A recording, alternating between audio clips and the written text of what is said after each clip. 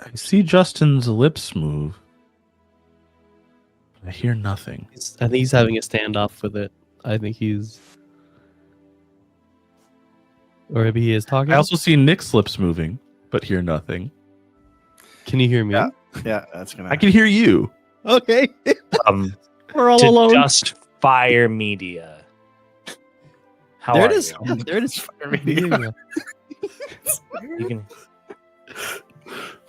That one was my fault. I had selected the right mic when I joined, and for some reason, again, it defaulted to the wrong mic. We're so cursed, and I kind of love it at this point, but I also don't, of course. It's something. I think everything will work better if you just start reading the Gettysburg Address every time we sign on. Okay. All right. You'll probably get through the whole thing. No one will hear it, and then we can start. And then we'll start. Welcome, everybody, to another Sunday morning edition of Dustfire Media's Tales of Isura campaign. Happy weekend to you all. Happy April.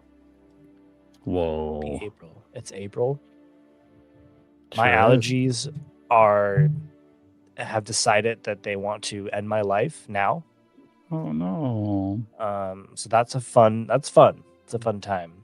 Yeah, okay. I was hanging out last night with Nick and Danny because I'm up in Milwaukee right now. And Nick asked a question that we talked a little bit about last night, but I think it would be funny to ask here as well, too. Which is, Nick has a theory. Nick, tell me if I'm wrong about this. That everybody needs to get punched in the face at least once. And you appended your theory last night to say that everyone has like a different level at which someone needs to be punched in the face. Nick is talking and his mic is not working, so I'm just going to talk over him. No, that first theory is my brother's theory, and in no way Okay. Ah. All right. did I report that. I just said that I think it would be more accurate to say that, everybody has perhaps an amount of times they need to be punched in the face, and for some people that is truly zero. Sure. That's what I said. And so I asked the question, looking around, how many times do you think that person should be punched in the face versus how many times have they actually been punched in the face? So we would all say, like, let's look at Steve. Yeah. How many times do we think Steve, based on his personality, needs to be punched in the face? Yeah. That's really good, because then you can start charting the number of punches that remain for those who are in a deficit. Sort of like That's a what fate you're counter. talking about that exact thing. I think I need to clarify a little bit here, just so I can accurately estimate how many punches someone needs. Yeah. Mhm. What are these punches in service of? Uh, That's I a just question need that it, I probably had last night that I just never bothered asking. just needs to happen. Yeah. Just Yeah. to help form cohesive calluses. What is the purpose of the punches? What do they accomplish in the person's life? Doesn't kill you, makes you stronger. So waking this, person up to the reality of the world. yeah. Mm, Mhm, mhm. Yeah. That violence is real, and We'll leave it, actually has yeah, consequences. deliberately vague, but maybe a little bit of that. Okay. Sure. All Zero right. I know punches. what I think for myself. I'm going to just go around here and jot down a number for each of you. Okay. So this came about, Johnny, last night because we went to a Magic the Gathering pre-release, and almost everyone there was super kind, really nice. There was one person who was just a giant turd of a person. And so we were talking about how they probably needed to have been punched in the face to, wake them up out of that. Like, you can't act like that. You know what I mean? Yeah. Like, that was really But then rude. Nick was like, they probably have been punched in the face. They just need more. And so that's where the They need conversation came up more. with. They haven't reached their allotted punch in Yeah. face limit. Interesting. Okay. All right. I'm just down waiting to for one more, Danny. Steve is quantifying all of this. Yeah. Okay, well, I'd love to just know what Steve thinks. Okay. We'll Okay. take- I can give you my report first. You report, and then if we have any qualms, we'll raise them, and then we'll hear how many times that person has been punched in the face. Okay. All right, here we go. I'll go in order from least to most punches that I project love as it. being Yes, needed by I the love universe. it. So I love it. I love it. coming in first, at the least number, it would be Justin. I think you've probably needed 2 punches in the face in your life. All right. I think one was for the time that you came out of chapel and that you were crying He has because you were receipts, worried not that just- all Muslims ever would go to hell. That would have been a good time to punch you in the face. And then the second time, I just imagine that you at some other point just kind of needed a little something to kind of jolt you out of a funk. And it didn't have to be a punch, but a punch might have been a good option. And so maybe just for health reasons, it would have been good to get punched in the face. I love that Steve's he has interpretation of this date question so stamps. much. I Yeah, love that's it so much. Fucking Moving to hilarious. Nick, I went up to So- 4. Sorry, Nick. That's exactly what we gave him. Okay, look So at that. that's what we said, yeah. We got corroboration here. I think 1 would have been for a time that Nick, did something truly unpleasant. And it was just like, man, why did you say that? That is horrible. And it probably would have been in a younger stage of life. Hopefully. I feel like the other 3 are similar to Justin's second punch, which is more like periodic wake up calls. Like I just feel like an occasional season of life punch might be good for Nick. Just something about how it treats, the brain and a little bit of a wake up. Yeah. doesn't need Johnny, some for light similar stuff? reasons, is ratcheted up. I actually saved him for last. Danny, I think, needed 5. And I think 5, those are okay, just for all right. all. I imagine those all being 5 times that Danny needlessly put himself in danger and needed to be reminded of his mortality. And so those are just 5 punches, most of them probably from Nick. And then I put Johnny up at 11. Wow. I feel like Johnny could easily identify somewhere between 4 and 6 times that he feels like he said something that he should not have said and that a punch may have been helpful. I don't think I was there to witness those, for the record. I just imagine that in his younger years, especially, that more punches would have been great. And then the remainder are also just to feel alive periodically and get a nice rush of endorphins. Any disputes? I think by that logic, I should probably have a number closer to Johnny's. But, hey, you know what, Johnny? Clearly, we need to just get together once a year and just punch each other in the face. Well, here's the thing. Trade Here's the thing. blows. even by Steve's generous allotment of punches for me, I don't know what we do because I don't have a deficit.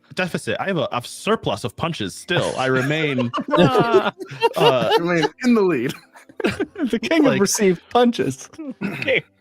genuinely. I mean, like, I was bullied for a very long time in my life and got punched in the face a ton. And then I got big and like started fighting back, but still got punched in the face all the time. Sure. Yeah. And so I've been, which is like, I'm not trying to make it sad, just I've been punched in the face so much, and 11 is like, it'd be nice if I only had 11 punches to the face in my life. Clearly, Steve's point is that you only needed 11, and at some point, somebody forgot it. I guess my question becomes, what recourse do I have? How do I get back at the universe for punching me too much?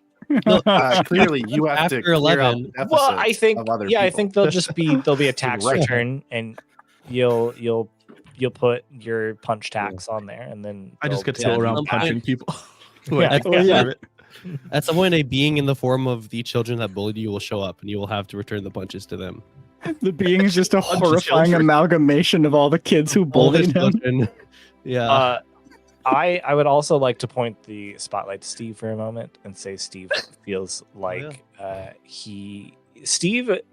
Steve is the type of person that doesn't feel like he needs to be punched in the face, but I guarantee you he has a much higher amount of times that he needs to be punched in the face Mhm, than you would think. I'm gonna say about 4 or 5.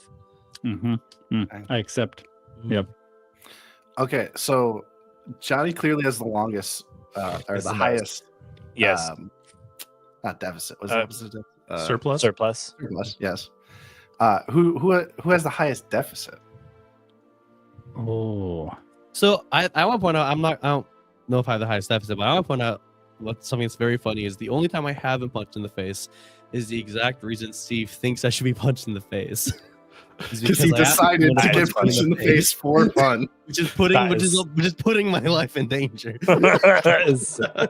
So then that means Danny was at 5, so you have a deficit of 4, That's correct. Yeah. right? Yeah. Yeah. I also have a deficit of 4 if we go with Steve's initial number. But You've never also, been punched in the face? I've never been punched in the face. Ah, could rectify Justin that at already Gen made a Con. deal that Yes, Justin you can. already made a deal that if he's on his deathbed and he still hasn't, then me and him will just go. Just We're punch just him gonna to punch. death. We're just gonna punch Nick in the face a bunch on his deathbed. Just finish it with punches. No, he wants this. Just, For the record, I quietly gave myself a 3. A 3? So Okay. between All right, Justin well, and Nick, far off from but 4. even if I had a number that low for owed punches, I think I've really only received 2 proper punches in the face, and Okay. so I'm still in a deficit of at least 1. I have a surplus of 2.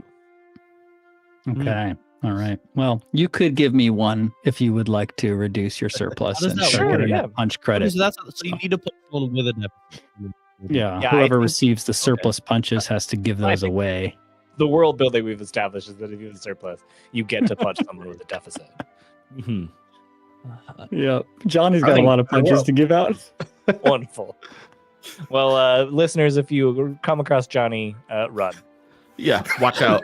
I've got a Don't surplus. tell him and if I'm you're in ready a to use it. deficit. ready to go. You're running up to someone, they're like, I have a surplus! I have a surplus! Yeah.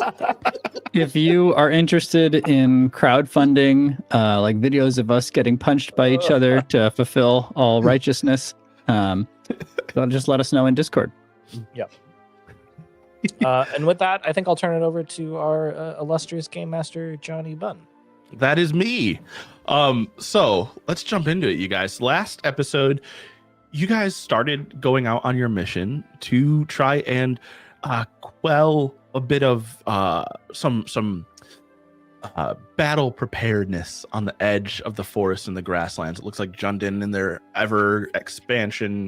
quest for expansion has set up a forward operating base, or what will become a forward operating base, on the edge of the forest. And so Sylvaris, he hired you guys to go and get rid of this encampment. And so you've approached the encampment. Lyrian has gone in and discovered that there are several soldiers, but lots and lots of commoners in the camp as well.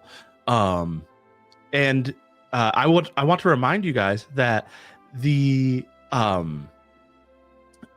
instructions you have from Sylvaris Thornshadow are to kill everyone in the encampment and leave one person alive. And as Lyrian was trying to have conversation with the soldiers in the camp and figure out if things might be able to be resolved with some measure of peace,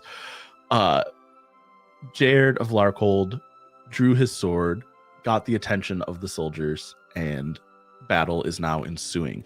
Last episode, we did roll initiative, but Nick was not with us, so I had him roll separately just now. He rolled a 17.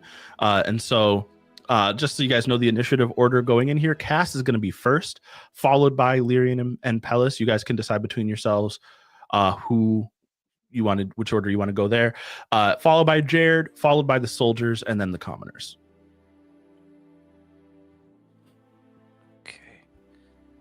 And I am sharing the VTT here, and let me actually get things going so we can see it on screen here as well. Yeah. First of all, just shout out to Jared for ruining everything. You know, in his eyes, this is exactly what he wanted. If you guys didn't know, you can launch the map from your character sheet up in the top right corner, the play button. Yeah, Should bring you out. I do. So many commoners here. So sad. I don't want to kill him. I know. Steve doesn't. Lyrian feels less opposed than Steve, but was really just trying to throw him a bone, just some of them or whatever. But here we I are. don't know what you had Pellis say, but I think he'd also be very much for not killing the unarmed non-combatants. Yeah. Yeah.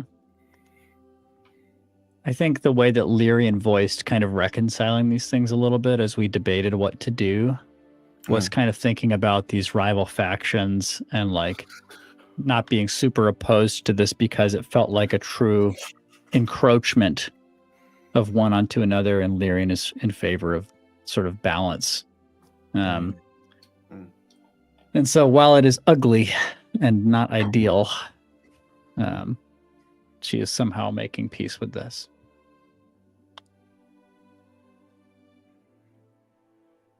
All right. Sorry, guys. Give me just 1 second. I'm trying to get the map loaded in here. You're good.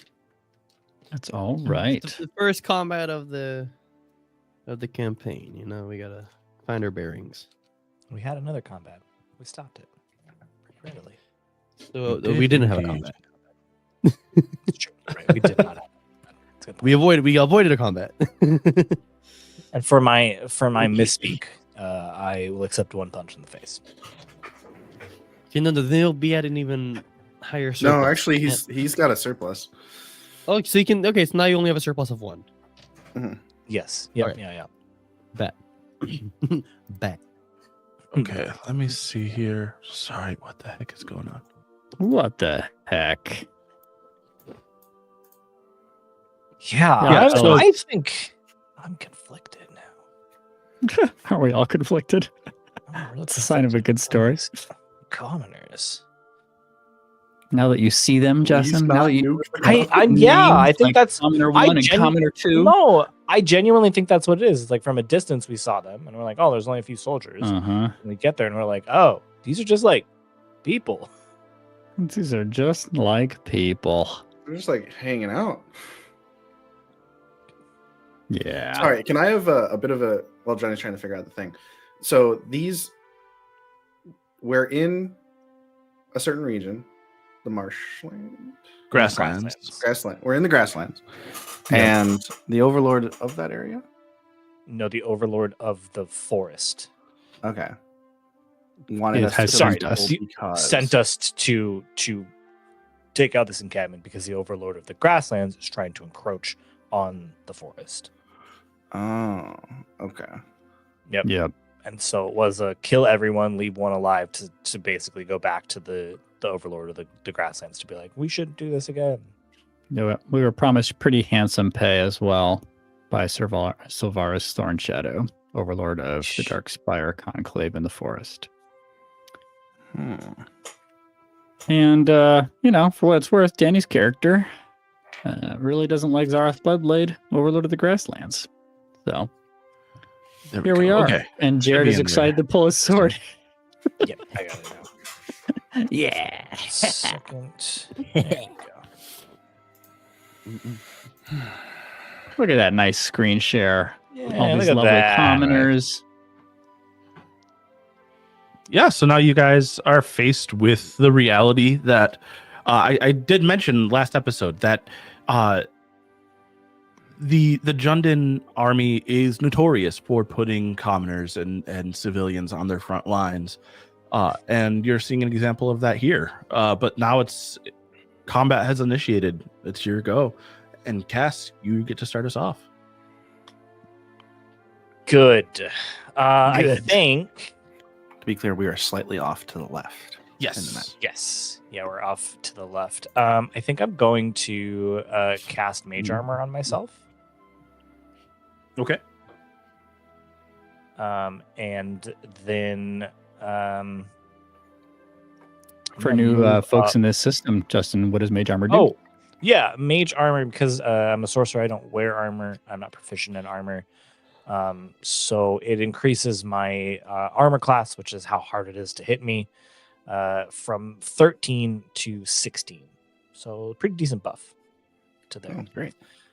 And then I will move up as far as I can get to this group of commoners here. Great. Can I get there? What's your movement speed? 25. Yeah, you can get there. Okay, perfect. Then I'll be like, get out of here.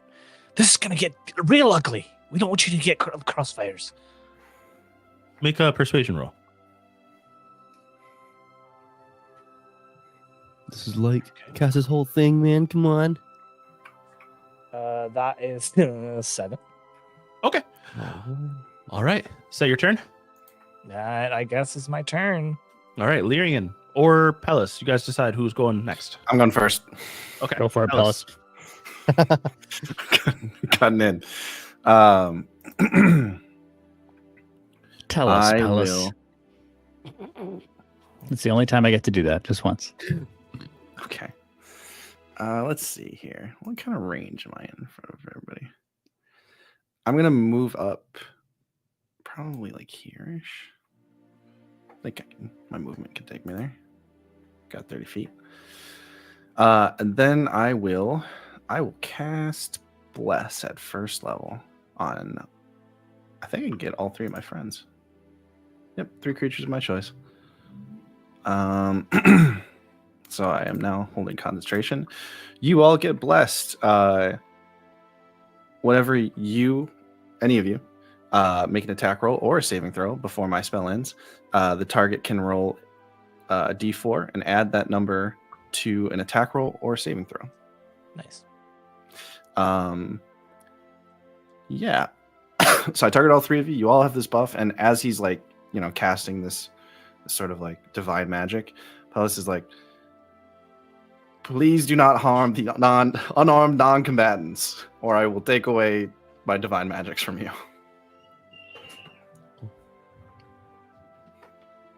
That's it. It's my entire turn. Awesome. All right, Lyrian. It's so interesting to hear this plea from Pellis. Johnny, did Silvaris tell us to simply raise it to the ground? Was there any more specificity regarding what to do with this mission? He told you to kill everyone and destroy the camp. Yeah, And it leave was one pretty person okay. alive. So it was pretty spelled out. Leave one person alive Yep. to go back and tell the story. So, like, destroying structures, however rudimentary they may be, would not solve the issue. Merely destroying soldiers and structures wouldn't solve the issue. We'd be fail unless we leave one alive. Yeah. Also, I should clarify because I don't think I did last time. And I understand the spirit of what Pellis said, so I'm not trying to negate that. But Mhm. the commoners do have clubs. There is no one unarmed here. Mm. So that may be something that this is beginning to be revealed, sort of as commoners are now, like drawing up arms. Yeah. Yeah. Johnny said that Jundin is known for putting commoners on their front lines, like as combatants. Classic. Well, Pellis didn't know that. We'll say that. Yeah, it's fine. Yeah. Which unfortunately feels like a loophole. Once Pellis gets clubbed by enough commoners, he'll change his tune. Actually, sorry, I did say past turn, but could I use my bonus action real quick? Yeah. I'm gonna quick cast Sanctuary on myself. Okay. Which does not require concentration, so I can. Perfect. And I think Jared. Wait, I think actually, Jared you hears cannot what cast Pellis. 2 spells in one turn. Never Oh, mind. you are right. I Oh. always forget about that. Yeah, and to Nick's, to what he said, I think Jared heard what he said. He's probably like, "Oh, there's probably commoners here somewhere," but he looks at the people holding clubs along with the soldiers, like, "Okay, but these are all soldiers, so they're all targets in Jared's eyes," and he's probably like, Hey. "Okay, Pellis probably sees commoners somewhere." All right, It's once just like, I I don't find know who those he's talking commoners, I about. definitely won't kill them, Pellis. Don't worry. All right, Lyrian. They're right there. What are you Yeah. doing? Who's drawing Yeah, a massive so- circle? Is someone new to Me, the I'm job? sorry. I'm so sorry. I'm trying to. I'm looking at spells and trying to plan out turns. Trying to plan out how to destroy everything. I wish that we That's could the area of not see effect. that. I I've wish just that we been could not using see that. Sharpie on. I've just been using Sharpie on my monitor. Oh yeah, that'll come off really easy. Yeah. Yeah, so first I will cast, do you pronounce it Shillelagh? Shillelagh, yeah. Okay, as do a you- bonus action. Since I have, What? I wanted to hear what Steve thought it was without asking us. Sorry. Shillelagh. I have said it to Johnny before and forgot the correct pronunciation, but I said Shillelagh. Shillelagh. But yeah, Shillelagh. So yeah, Shillelagh, a club or quarterstaff, which we've skinned for my scythe that you're holding, is imbued with nature's power. And so for the duration, I can use my spellcasting ability instead of strength for the attack and damage rolls for melee attacks with that weapon. And the weapon's damage die becomes a D8. So I will do that. And as far as an action, I think so no one has struck anyone yet. Correct. Okay. Oof. Not yet. Johnny, are the soldiers all alike, or is there anything distinctive marking one in a way that might be discernible as leadership, or is there anything particularly menacing about the one closest to me who I tried to address? Anything like that jumps out? So the one in the center, with the green for people watching video, the green border audio. He's at the center of everybody. He appears to have the marks of command. Okay. Everyone else seems to be equal. Okay. Yeah. Lyrian will use symbiotic entity. My action will be to buff myself. And so she just starts to be surrounded by these like spores flitting through the air. Like molds start to aggressively crawl over different parts of her body. And yeah, I think she just steps forward. Let's see, this soldier's already quite close to me. But yeah, I'm just going to step forward, scythe drawn, and that is all. All right, Jared. All right. So first, quick question for mechanics. With Jared's movement speed, which I believe is 30, will he be able to reach this northwestern soldier with the pink border here? Let's see. Yeah. Awesome. Yeah. So Jared, looking at the soldier, will, before running up to him, just like sneer at him with his sword drawn, and I will use the paladin spell Hunter's Mark. It's a bonus action. So you choose a character you can see within range, mystically mark it as your quarry. Until the spell ends, I deal an extra 1d6 points of damage whenever I hit it with a weapon. I also have advantage on perception and survival checks made to find it. Yeah. And if I kill it, I can choose a new target. So yeah, so Jared will just run up to that soldier. That isn't a paladin spell. You have it as a paladin spell because of... Sorry, yes. I have it because of my Oath of Vengeance. It's not a paladin spell, but it is a Oath of Vengeance special doodah. You have to be really vengeful to have it. That's cool. Yeah, go ahead and roll attack. Yeah. Jared yelling, "For Larkhold!" We'll go for the nape of his neck. Is that how he would yell for Larkhold, Danny? I love his voice goes up with that. For Larkhold! That's a 19 on the die. That is a hit. Yes. All right, so it looks like a D8 and a D6 plus 3. Why is there a D10 that's grayed out there? Is that for a crit? That might be for if you're using it two-handed. I see. I got a shield. Not the best damage. 11 total. 11. All right. He is looking rough. You connect, and the sword. You go for the nape of his neck, but he tries to move out of the way, and the sword sinks down into his shoulder, and so he's like blood comes out. He's clearly injured, very injured, but he's not down. I love it. Anything else? Nope, that's it. Move, bonus, action, done. Cool. And he actually just so happens to be next. So he had already had his sword drawn. He's wielding a long sword with two hands, and so he's going to swing for you. Actually, you know what? It wouldn't make sense that he still has two hands on it. He's got one hand on it now. But he's still swinging for you. All right, that is a 19 to hit. It is exactly my AC, so I think it's a hit. Yeah. All right. So you take 4 slashing damage. 4. All right. I'm doing fine. All right. And then this soldier's their turn. Let me click on the right place. So he's going to move over next to you and attack two-handed. That's an 8. I don't think that connects. No. No. All right. Next, this guy comes over to Lyrian, swings. Does a 9 hit Lyrian?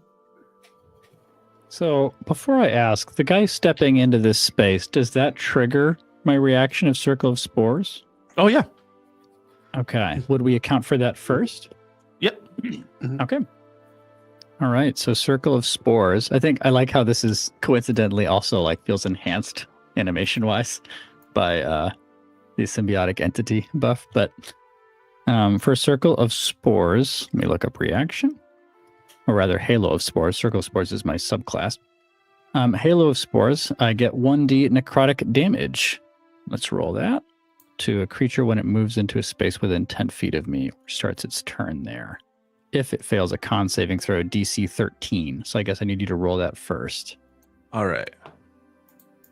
Oh, he passes. Ah, well, screw him. My spores do nothing to him, and now he may hit me. All right. But a 9 is indeed below my AC, which is 15. All right. And then the next one is actually the orange one right beside you. So I'll roll his con save. And that's a pass as well. Frick. Very well. And a 16 to hit. That does indeed hit me. All right. So that is going to be 1d10. Mechanical question. Yeah. When I applied symbiotic entity, is there something I'm supposed to click within our D&D Beyond interface that actually activates it within the sheet, or do I just track that personally? Just track that personally. There might be a check on your character sheet that you can indicate that you used it, but it's mostly you'll have to mark off a use of wild shape, Steve. Oh, really? Okay, Yeah, because it's because either it's- wild shape or this that I'm sort of using. Mhm. Okay. All right. And that's 12 damage to you, Steve. All right. Well, that is all of my bonus HP, so I will just not add that then. Yeah, you also lose the buff that you gave symbiotic because you lost Okay. All right. The spores are less active and cool now, and the mold recedes from my body. Okay. So the soldier here, he actually doesn't, the green one in the middle, he is not going to do anything. It is his turn. He's going to, what is it? He's going to take the dodge action. The commanding officer. The commanding officer is taking the dodge action and not doing anything else. Soldier F here. Seems like a smart commander who knows how to stay alive. Knows how to try. Yeah, All right, well. they all move in here. Actually, I'm going to have all of them take the dash action.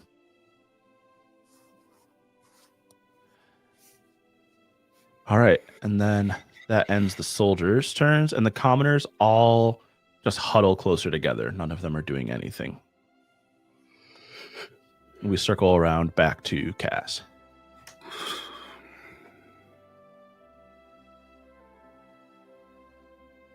You are muted, Justin. Are there any of the commoners that look like they're like the middle management, like basically like in charge of the commoners, but like answering to the soldiers? Nobody stands out to you like that. Okay. All right. Rather than try and convince them again to flee, I think we'll just fuck up these soldiers.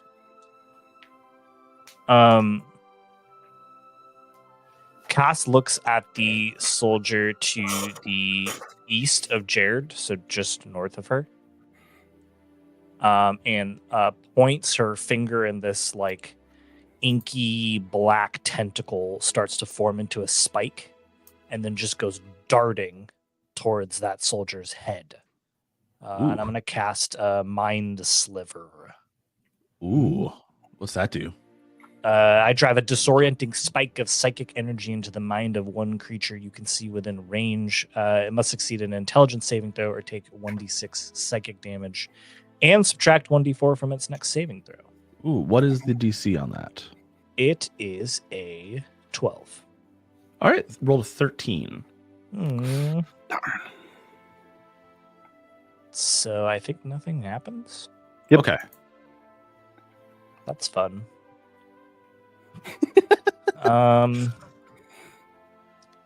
I will.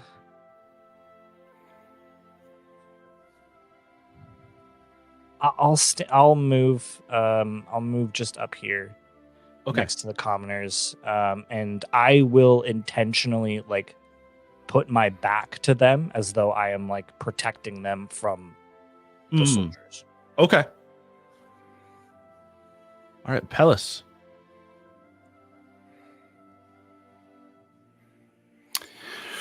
All right. Well, Oh, no. Sorry, I thought of something and then I realized it didn't apply. All right. So it seems like everybody's doing what they need to do. So Palace is going to keep buffing everyone. No, that's the wrong thing. Sorry, I'm measuring some distances right now.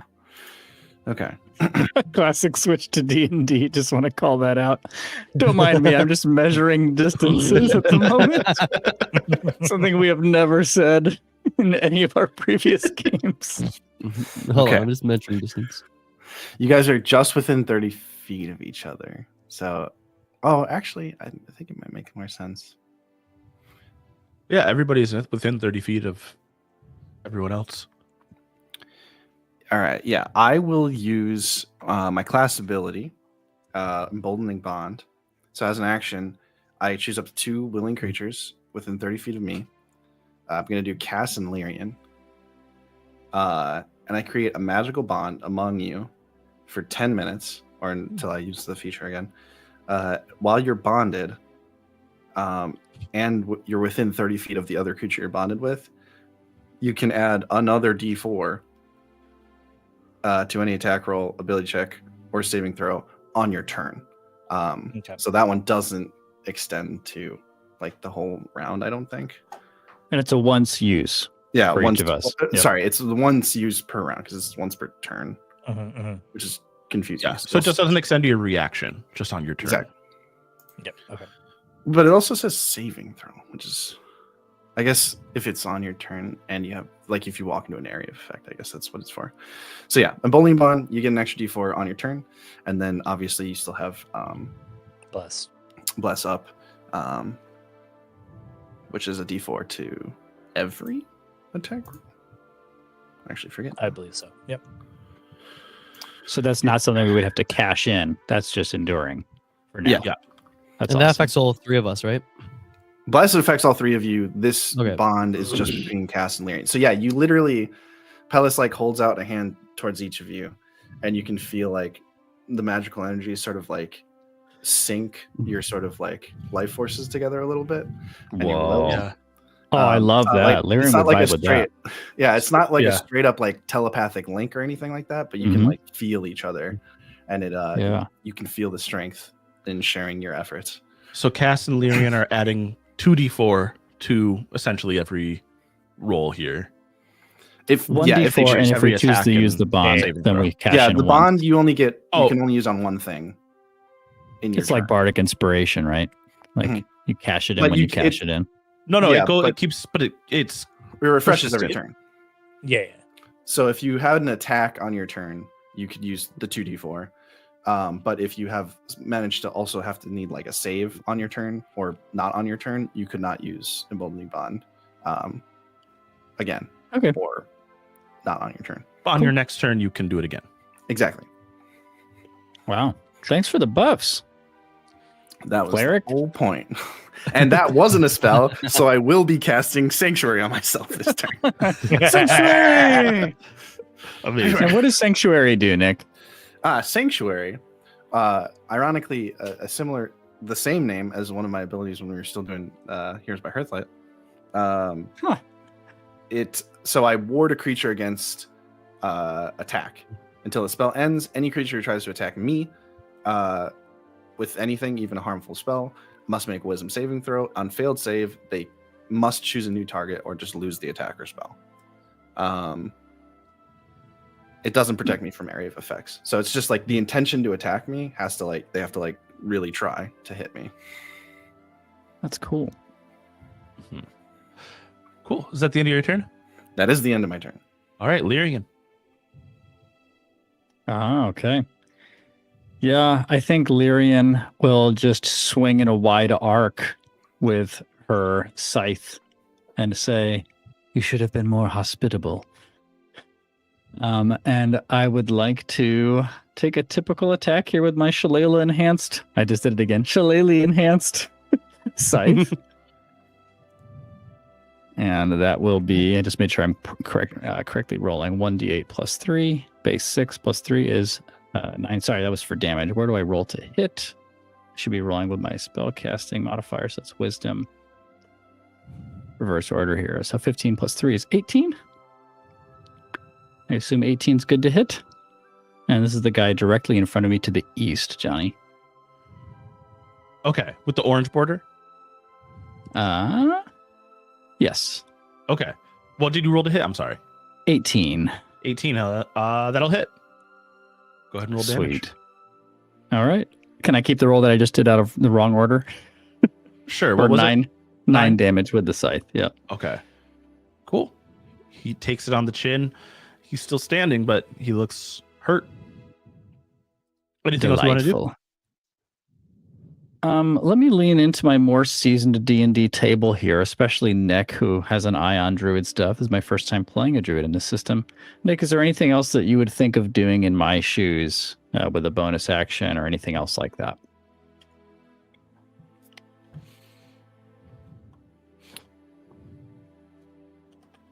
Looks like I could do only the cantrip that I've already used for Shillelagh. I think I'm out of options unless I'm missing something. Nick, you are muted. Nick. Sorry. I was saying the same thing. You only have a couple of bonus actions at this level. Yeah. Usually early on, that's the case. You could move away from your enemies. It would Provoke. Let them probably swing. provoke attack of opportunities, but then they'd have to move to engage with you. Sort of your choice. Yeah, I think I'll stand my ground and pass turn. Cool. Jared? Yes. So Jared will just once again swing at the same soldier he swung at last time, the one with the pink border just to the east of him. Cool. Go ahead. Let's get that attack roll. So we roll that. I think I'm going to use something if I hit. Oh, that's not my character sheet. Here we go. So I add a d4 to this, correct, Nick? Yes, you do. Beautiful. Ooh, okay. Oh, with the d4, that is a modified 20 for a 25 total. No, that doesn't hit. Yeah, of course that hits. Come on. So then Roll in that damage. case, I will expend a spell slot to use Divine Smite. Ooh. So, yeah, Jared's just, he ran in here. I think he's definitely blinded by he has like red hues to his vision. That's just his vengeance is flooding his thinking, right? And so he's blowing his load on this guy. Love it. So let's do a d6 from the Hunter's Mark plus 2d8 plus another d6, I believe. Plus another d8. So that's 3d8 and a d6. Wow. This guy is already quite hurt, so. Yes. All right. That's 4, 7, and that was rolled a 2, so 9. I'm rolling very low for this damage. That's not low though. That is 17 damage total. All right. You have exceeded his total hit points. And he was already injured. That guy, you have obliterated him. So yeah, he's down. Beautiful. So then, since he still has a bonus action left and he reduced him to 0, Jared will just turn to the guy to his left, so the guy north of them with the red border, and just sneer at him, moving my Hunter's Mark to the red bordered soldier to his north. Awesome. I'm just gonna And that delete will the be my- people who are dead. All right. So you guys don't have to think about them. They are deleted. They are in fact From deleted. life. All right. So red soldier, why did he just disappear from there? Okay, doesn't matter. All right. He is going to attack you, Jared. I think that makes sense. There's a 22 to hit, which I think hits. Yeah, it is. Yeah. All right. So he's We're swinging not that two-handed with his strong. longsword. And he does 3 damage. Okay. All right. Next is the people next to Lyrian. Doesn't hit. Doesn't hit. Should they start the DC roll against 13 for Yes, spores? you're right. I forgot about that entirely. Thank you. It's okay. Plenty to Two, manage here. two misses. From So, me. 2 fails. Dang Yep. it. Dang No, it. no, they both Oh, failed your DC. Oh, so I can roll a 1d4. Yes. All right. Just do it. I don't know how to do that within the interface here, so I'm just going to do it outside of it. 1d4. All right. 1. Exciting. For the one east of me. And then another 1 for the one south of me. Chip damage All is right. valuable. All right. It still is. It all adds up. Okay. The commander, after seeing one of his people die, just screams, "Get them!" And again, they are going to Shoot her! Oh, around something! him are dashing to try and get to you guys.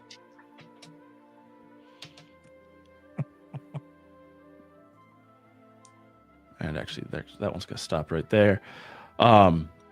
He's gonna move here, but having taken the dash action, they cannot do anything else. So Nice. then the commoners. Let's see. This group of commoners actually does move in this way. These ones all move up this way. This group of commoners near Cass, though, they actually take a step back. Attack of opportunity. Just kidding. You good? Hey, we're trying not to going help to. you. Just I'm not going to. I'm not going to. Okay. So we are back up to Cass in the turn order.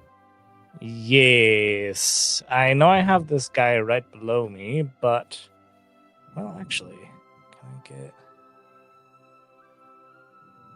that's pretty good actually. I'm gonna do that. I'm gonna cast Arms of Hadar. Ooh. Ah, Okay. Second level. Ooh. First level. Oh. Sorry. It is a strength save. I think it just hits those two. I mean, unless you're saying that it also hits the commoner, or if I need to move it up to hit. No, I'm looking at the certain circle. I don't think it's going to hit the commoner. I think it's okay. Okay, perfect. So both need to make a strength saving throw.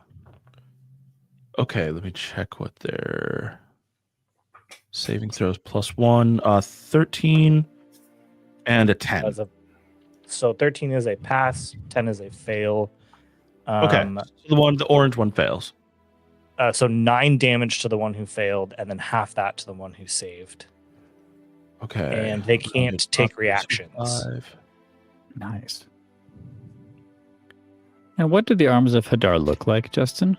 Oh, they're just gross tentacles covered in necrotic energy that just sprout from the ground and grab the arms of these 2 soldiers and pull them down to the ground.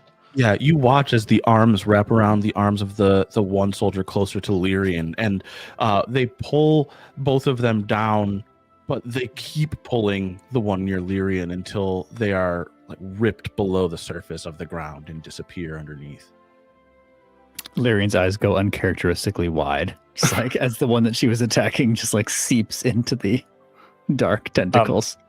And to be clear, the soldier south of me saved, correct? Yes. Okay, all right. Then I will not try and run away. I will, as a bonus action, cast telepathic speech on this commoner that's close to me. Okay. Cast. Cast Oh, telepathic you only speech. get one of those too. What? I What? get one Tellus Pellus and he gets one cast. Cat's cat. In my opinion. Fine. That was mine, I guess. In that commoner's head, Cass will just go, as you can see, we haven't harmed any of you. Take your friends. As soon as they move past you, get out of here. Don't go back to Jund. Go to Hilltop. You don't hear anything back, but I do want you to make a persuasion roll with advantage here. Oh. I think We're we gonna have horrified so people a many little new- bit. We're gonna have so many new members at the shrine. 14. The people who Okay. we saved You from see, ourselves. you see that commoner. Sorry, because bless only is for attacks, right? It's not Attacks for or saving ability throws. That you cannot. All right. Yeah. So And you then the other thing is also not for ability checks, correct? Oh. The bond. Oh no, you can use it on ability checks actually. Perfect. I'm going to use that then. Okay. Cool. That's 16. Okay, great. So you see that commoner, her like shoulders kind of move back a little bit. She stands just a little bit straighter and looks like resolved. And she makes eye contact with you and kind of like nods once.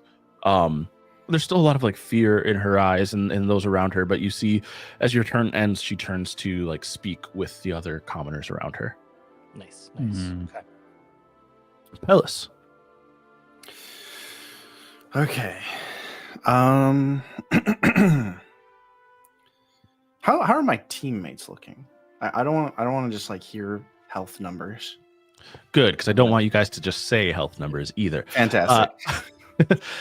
Everybody looks like they're doing pretty well. Jared has taken a couple of hits, but is not terribly injured. Okay. All right. I don't think I need to drop heals. If I were to rate how Jared's feeling, I'd say he's like probably like a 21 out of 28. Stop it. Danny, Curse you, Danny. You get that once. Yeah, you get for sure. You get So that clear. negative ones. Still just working off of the not healing him. Just to be clear. I was just about to say, does it seem like he's in a deficit of punches? Well, hey, I think you just deficit picked of that up punches at the going. moment. And my cup runneth over, so I'm glad I have 3 surrounding him right now. Yeah, I think that was a foolish choice, Daniel. I think, but okay, so obviously, Pellis isn't too worried about Jared dropping, but he does see Jared completely surrounded. So, Pellis will sort of hold up 2 fingers, and then sort of touch them to his chest, to his forehead, and then point outwards towards Jared, and a sort of like golden rope will like twist out from his fingers, and kind of very like gently wrap itself around Jared very quickly, and then sort of like bind down. I will cast Warning Bond on you, which is also not a concentration spell, which is really good. Thanks. So Warning Bond makes it so that you have a +1 bonus to AC, and you have resistance to all damage, but I take whatever damage you take. So Ooh. see how that goes. All right. Is that all you're doing for this turn? That is all I'm doing. All right. Lyrian. Yeah, things feel simple here. I feel emboldened by watching one of these soldiers die before me with minimal effort on my part. I simply swing my scythe at the one next to me. Let's get a roll. Shillelagh's With- persistent, right? It stays on for like 10 minutes or something like that. Yes, that is my Okay. impression. Let me just go check That it is again. Okay. I Yep. don't know if it's 10, but I think it's a good amount of the time. Yes, it is. Oh, it's a duration of 1 minute. But Okay. That's technically a full that's 10 full rounds. So yeah.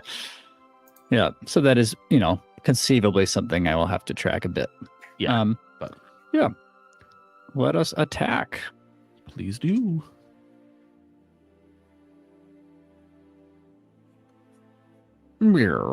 Base 2 plus 3 is 5. Probably not a hit on anything. Yeah, nope, that is a miss. Yeah. Do you want to do anything else? Nope. Did you add the D4? It still wouldn't hit. Oh, yeah, Oh. it still wouldn't hit. That's a good point for Just bless 2 D4s. or for bond. For both. No, for It was both. even if he got 4s on both, he wouldn't hit. 5 plus 8, 13. 13 wouldn't hit, huh? Okay. No. Yeah, that's fair.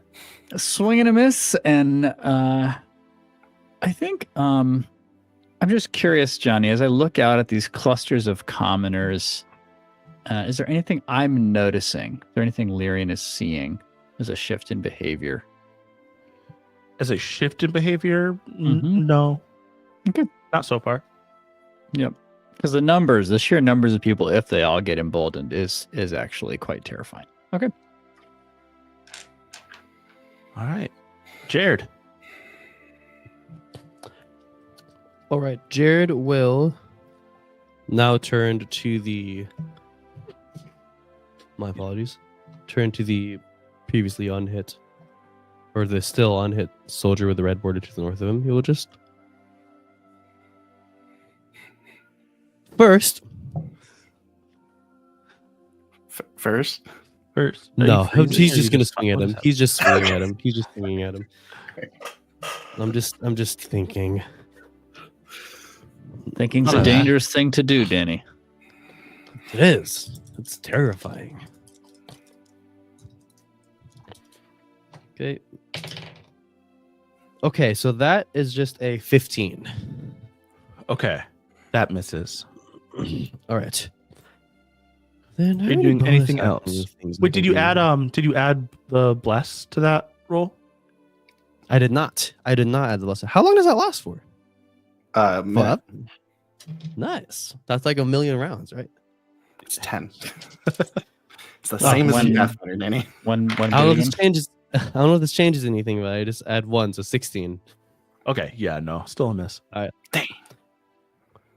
I think there's no like in D&D 5. There's no like 5-foot step thing, right? I have to take the disengage action if I want to not provoke attacks of Correct. opportunity. Correct. All right, I will just I stand my gave you a ground. bonus to AC. I don't know. Good luck. I mean, well, you know what? You know what? You did give me bonus to AC, It's just one. so I'll stand my ground. Okay. All right. Soldier near Steve. It's their turn, or near Lyrian. Sorry. Against 13. Face my spores. That is a miss. They do not hit. All right. The commanding officer. They are going to move in. Wait, doesn't he have to save against the spores though? Oh yes. Sorry. Because he started his turn. That's what I'm saying, yeah. Sorry. That they do not save. Okay. You get the damage. All right. Start choking on your spores. Choke on these spores. Hey, a 3. Cool. He starts coughing a little. Okay. Lyrian is disappointed with how undramatic that is. The commanding officer, you see, they look around at the commoners who are still like huddled together and haven't done anything, and he screams, "You kill them, or I kill you!" And at this point, Lyrian starts to see both fear and resolve wash over the commoners. Cass, you see that like the resolve that kind of came from your communication with that one commoner start to maybe break a little bit. But then the commanding officer moves in next to Lyrian and swings two-handed. And that's a 13. I think that misses, right? Yeah. Yes. Okay. And to be clear, I've already used a reaction, so I can't Yes. use it again. Not until the next round. Not until your turn comes again. So I have to be thoughtful about any other folks that I might prioritize if they're going to come in between Mhm. turns. Yep. All right. So Cass, the soldier to your south is now going to attack you. And that is a 12 to hit. I think that's a miss as well. Justin, you're muted. Yes, that is a miss. Okay. Nope. All right. Danny, all three of the soldiers around you are going to attack Jared. Beautiful. Let me have it. That's a miss. 17. Miss. And that's a miss too. All right. They all miss. Ooh. Clutch. A I actually virtual realized high that five, warding Palace bond Jared. might have been warding bond might have been a bad choice because literally anytime I take damage I have to roll concentration. So I could have lost bless. And I was like, I can't take it back now. So Okay. So now the commoners come in and let's see.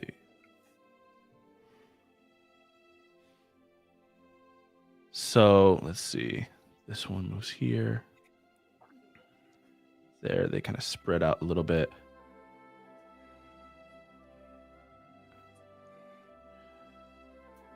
no, don't go within Jared's reach. No. Dang it. All right, the commoners start surrounding you guys, but a handful start to move, including the one that Cass was talking to. Move the other way. Okay, it's gonna be crazy. Let me just do this as quick as I can. All right, Lyrian, this commoner to your north is swinging at you with their club. Mm-mm. I don't like And- being surrounded. And let's see what their attack is. 18. Does that hit you? Yes, it does. Definitely Okay. does. All right, and it's 4 damage. Okay. I get clubbed, huh? Yep, you get hit with the club, 4 bludgeoning damage. All right, I'll do this in quick succession. That misses. That misses. That does a no, it doesn't. That misses too. So cast these 3. I'll swing at you, but they all miss. And then Jared. That's a miss. 18. Miss. That's a miss then. Wow, Okay. you are well armored. Yes. They With all Palace's miss. bonus brings my AC to a 20. Ah, that's excellent. They all miss all of you, which brings us back to Cass. Or cast fireball. I don't have fireball. Damn it. Yeah, in between turns, Pellis will yell out like, "Kill the soldiers, and the commoners will lose interest in fighting." Oh, I was gonna do that. I think I'm gonna cast Dissonant Whispers at That's less for second you. level Or for another on the leader. Okay. dissonant his whispers. I'm gonna diss his nint. So tell me about what that does as I roll a saving throw. He needs to make a Wisdom saving throw, and if he fails, because it's at second level, it's 4d6 damage. All right, go ahead and roll 4d6 damage. Okay, that's good. Oh, 14 damage. Not crazy. Wow. Okay. He looks rough. Like you see, like he clutches his head and kind of staggers and falls down to one knee, and you begin to see like blood pour out of his ears and the corners of his eyes. Lillian, Pellis, he's hurt. Finish him off. A bit occupied at the moment. All right, Pellis, you're up.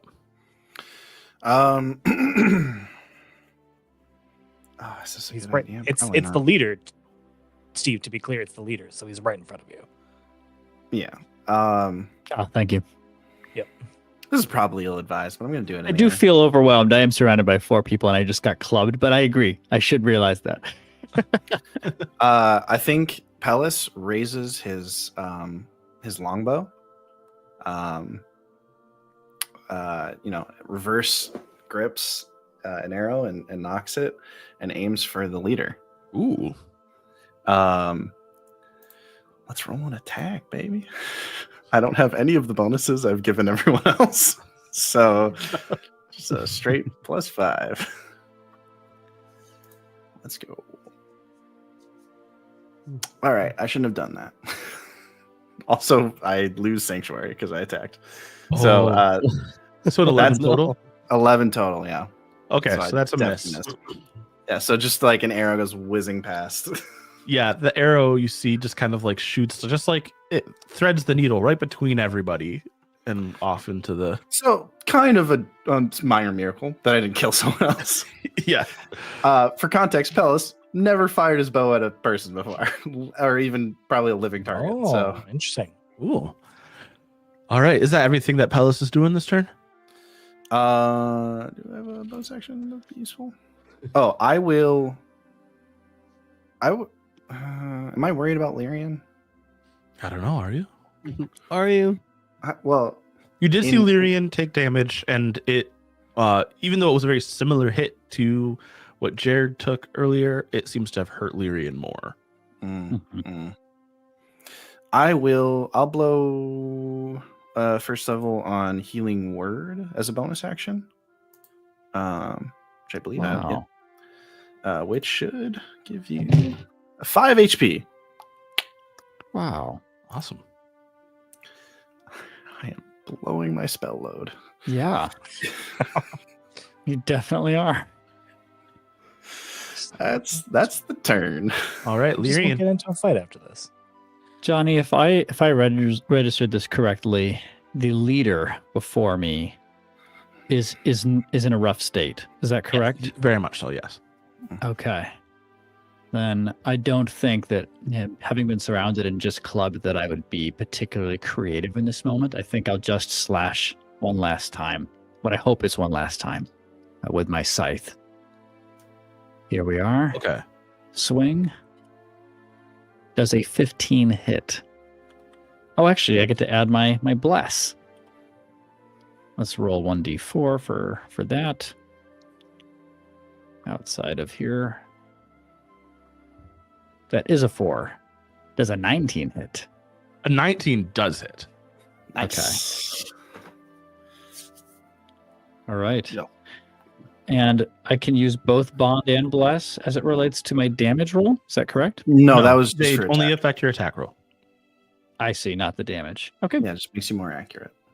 All right. Then it's just going to be a 1d8 plus 3. Yeah, go ahead and roll. All right. 6.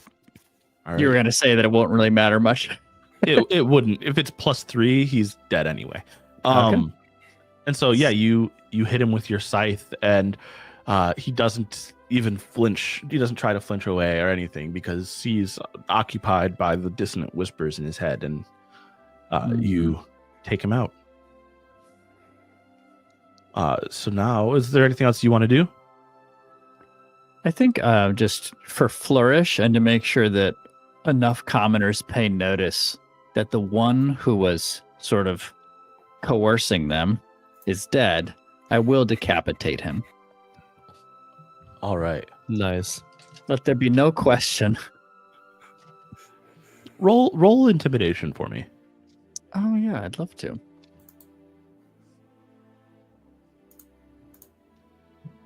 Intimidation. Oy, that is not intimidating. 6. Okay. Yeah. No. I was If gonna anything, say it you still have stirs Warding up Bond, more but- fervor. All right, Jared. Can I? Oh wait, no. speak- First, yes.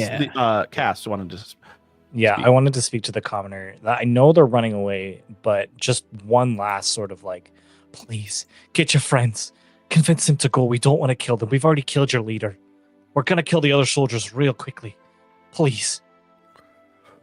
Make a persuasion check. This one's going to be a high DC because they're afraid about coming back and trying to gather more commoners to them.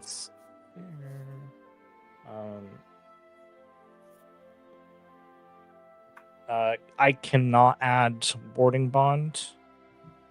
'cause it's No, technically not my unfortunately. turn. Yeah, it's not your turn. That is a 18. Oh. 18. They hesitate for a moment, but they continue to run. Okay. All right. I tried. Okay. Jared, it is your turn. All right. I'm swinging at the red bordered soldier to Jared's north. Okay. Jared's just doing what Jared does best. This time I'll roll the d4 along with the d20. Okay. That's a 17. 17, that'll hit. Beautiful. I think my last 3 rolls were a 15, a 16, and a 17. Just slowly making your way up there. Right? All right, so let's do damage. It's a d8 and a d6 plus 3. Awesome. That is 9 plus 6. That's 15 points of damage. So you swing at this guy once, and you tell me about how you kill him. I think like in a Jared is like just shy of basically just flailing like a haymaker with his sword. Like he killed the previous guy, and in almost like one swift motion, he goes to attack the other guy, but that he misses obviously. But then on the back swing, he just slashes right on his face. So his cheeks, his jawbone is now separated from the rest of the top half of his face. As he just then, as a bonus action, switches his hunter's mark to the soldier that is now to the east of him with the blue border, and is now just getting ready to continue swinging on him. Awesome. Well, with a gurgle and a whimper, out goes the soldier to your north. Okay. Gurgle and a whimper. Wow. What a manner of death. So the soldier to your south, Lyrian, now swings at you. Okay. And that is a 16. I'd like to use the reaction on him first, if we Okay. can take that into account Sure. for the spores. Does He he beat a fails. 13? Okay. All right. Well, spores at you. 1d4. 2. A quick 2. Okay. So he's still swinging in. So that 16 comes in. He just keeps swinging through the cough. Yeah. Yeah, nothing I can do about that. It's higher than my armor class. So Okay. what is he swinging with, Johnny? A longsword. A long sword. All right. I take the hit. How bad is it? All right. It's a 6 damage. Okay. Or I'm sorry, 5. Really great. Okay. 5 damage. Yeah. Still, even so, grateful that that I was healed a moment ago by Pellus. Okay. Next is the soldier to Cass's south. And that is a 22. Whew. Yeah, that'll hit. That'll hit. Yeah, not a whole lot to do about that. That's 12 damage. Oh. Yikes. All right. For listeners unfamiliar, at the current level that we're at, that is very substantial, Yeah. Yeah. especially for the squishier of the characters. Yeah, that Most of my health. that soldier sees their commander go down and just with a growl puts everything they have into that swing. All right. Jared, soldier to your south rolling now. That's a miss. Soldier to your east. That's also a miss. All right. Now to the commoners. Actually, seeing the commander go down, a good number of these commoners join the others running away. Hell yeah.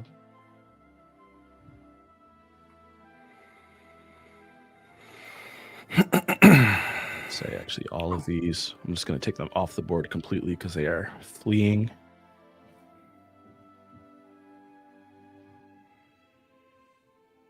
These ones. This one's going to run over towards Pellus. Oh no. So let's see. Just a deranged commoner with a club running at Pellus. The one with the club near you, Cass, swings and does a 15 hit. It does not, because I have mage armor. Thank God. Okay. Jared, that's a miss. Pellus, Does a 21 hit or 20, Yeah. not 21? 20 hits. Okay, All right. 2 damage. I am rolling concentration, which is either half the damage rounded up or a 10, whatever's higher. So I have to roll higher than a 10. Wait, what am I rolling? That's a Constitution save. Okay. So only +1 for me. That is a 10. Exactly. Awesome. Nice. So All right, That's pretty Lyrian. Do a 9 or 11 hit you? They do not. All right. We are back around to Cass. Yeah, Cass will, as a bonus action first, will do telepathic bond with the one that just attacked Hellas. Okay. And we'll say a very similar thing, but it's basically like, please, we're begging you. You and your friends, you've got to leave. We've killed the commander. We're going to kill you next, and we don't want to. Go. Go to Hilltop. Don't go back to Jund.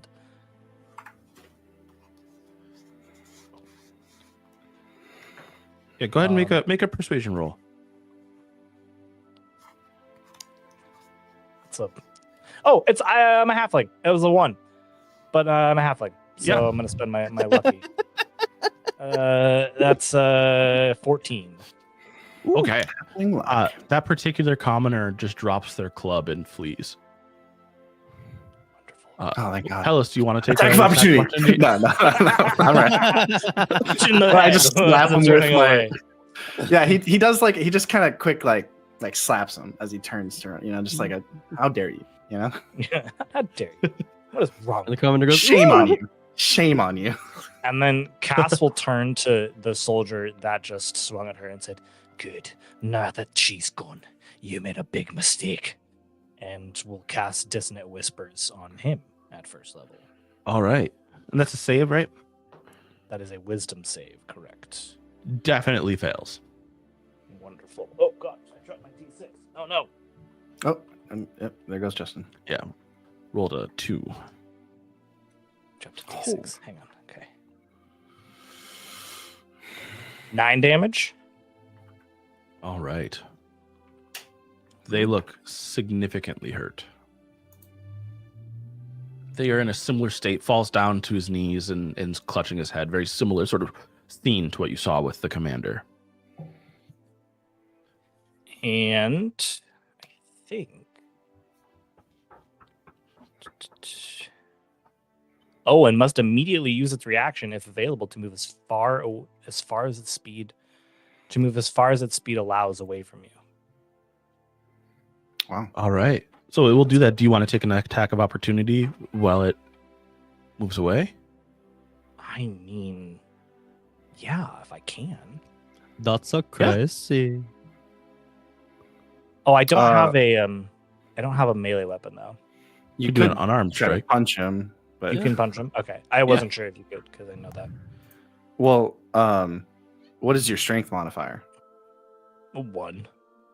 Nice. Yeah. I- you so might I- have Okay, fun. so you can I do ha- 1 damage.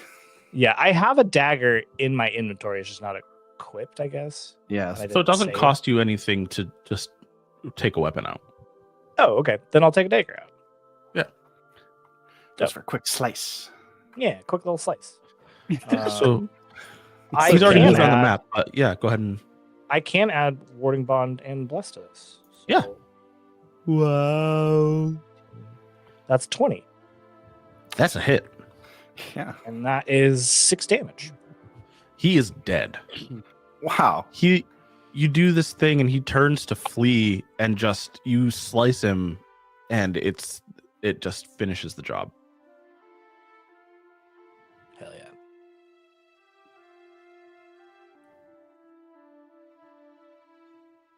Pellis, it is your turn. will. Oh, sorry. Yeah, I'm trying to. Sorry, I was trying to decide if I wanted to move. No, I don't, because this commoner, I think, is still pretty to a swing at me. Yeah. I of the soldiers that are left, are any of them damaged? Like clearly have been attacked? I'm pretty sure Soldier C has taken a bit of spore damage from Lyrian. Yep, Soldier C is damaged. everyone else, every other combatant is looks Untouched. fine. Okay. Untouched. Mhm. Then I will use my action. Pellis realizes maybe the longbow should have worked up to that. He's gonna do Toll the Dead on.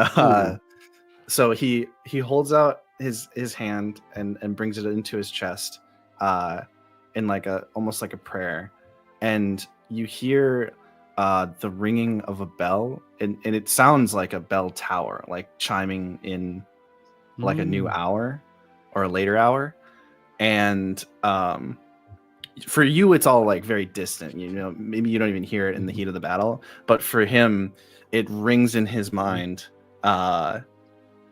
like as loud as a sound possibly can be. It's not actually a sound. He is getting hit with necromantic energy, and I get to roll a d12 for damage because he's already missing hit points. Nice. Is there any sort of save for him or anything like Yes, that? Or he does get a wisdom save.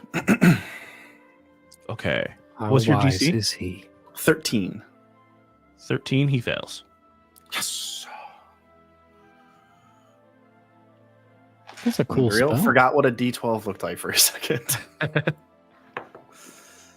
9. Nice.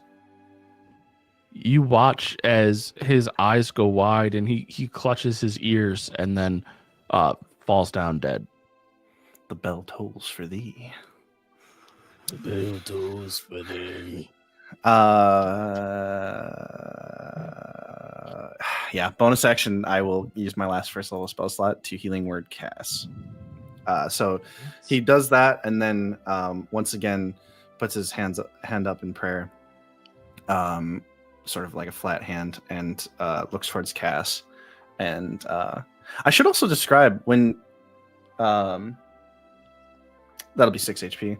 When Pellis casts like healing spells, it's less like a radiant energy like suffuses you and your wounds disappear. It's like time moves faster for your wounds and they heal and close. That's dope. As so he cool. as he casts his spells on you. All right, That's Lyrian. magical. So we have one soldier left. Two. Two soldiers left. Two left. Okay. Very well. Those blasted soldiers. I know. I am checking to see if I have any sort of disarming or arresting spells or things like that. It looks like I have blindness. Yeah, I think that would be an interesting way to try to get away from these commoners and focus attention on the soldiers. So I'd like to cast blindness. Sure. Is that a Second single level target? spell. I believe it is an area of effect. Let's see. Trying to get the definition pulled up.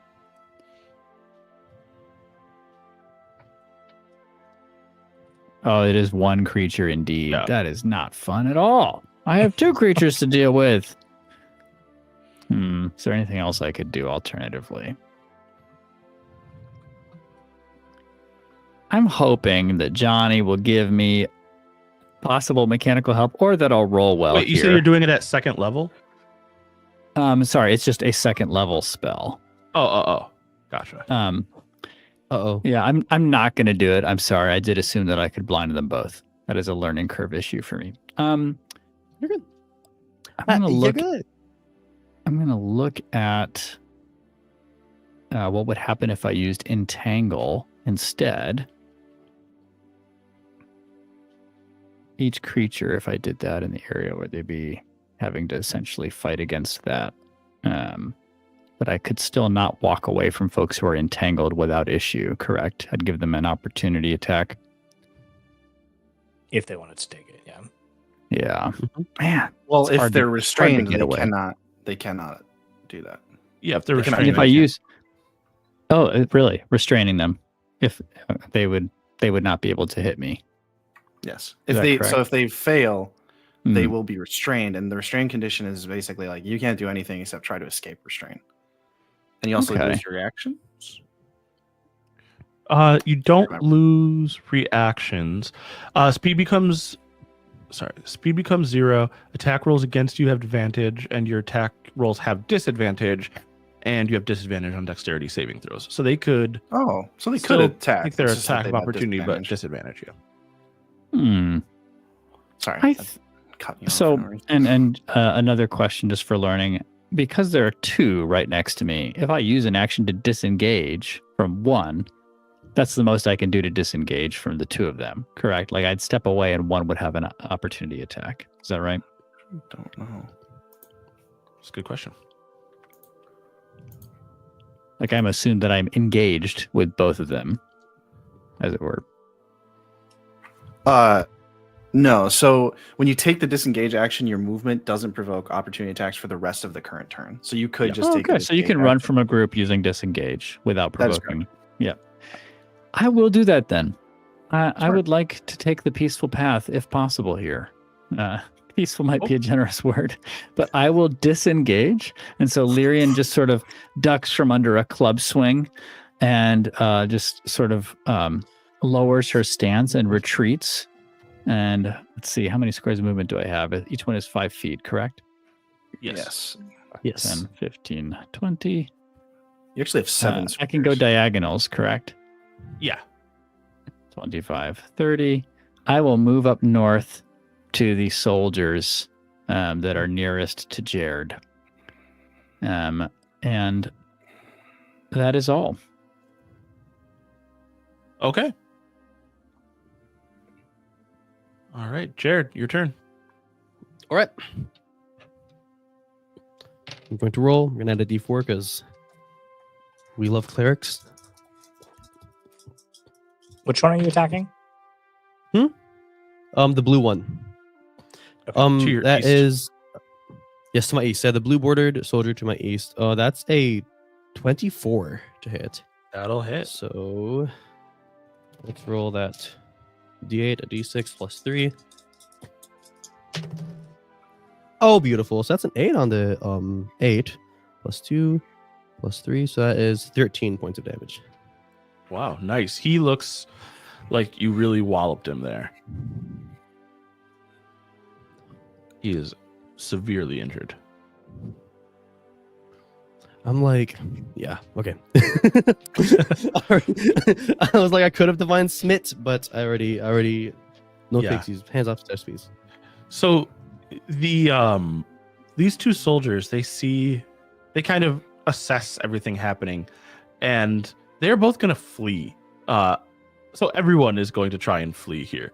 And so you get an attack of opportunity if you want, Jared, on the one that was to your east. Lyrian and Jared, you can both take an attack of opportunity on the one that was between Well, you.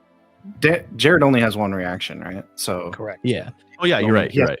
Well, he could choose. yeah. I'll take the opportunity against the blue bordered one I was previously attacking. Okay, go ahead. The natural 20 and a 4 on the d4.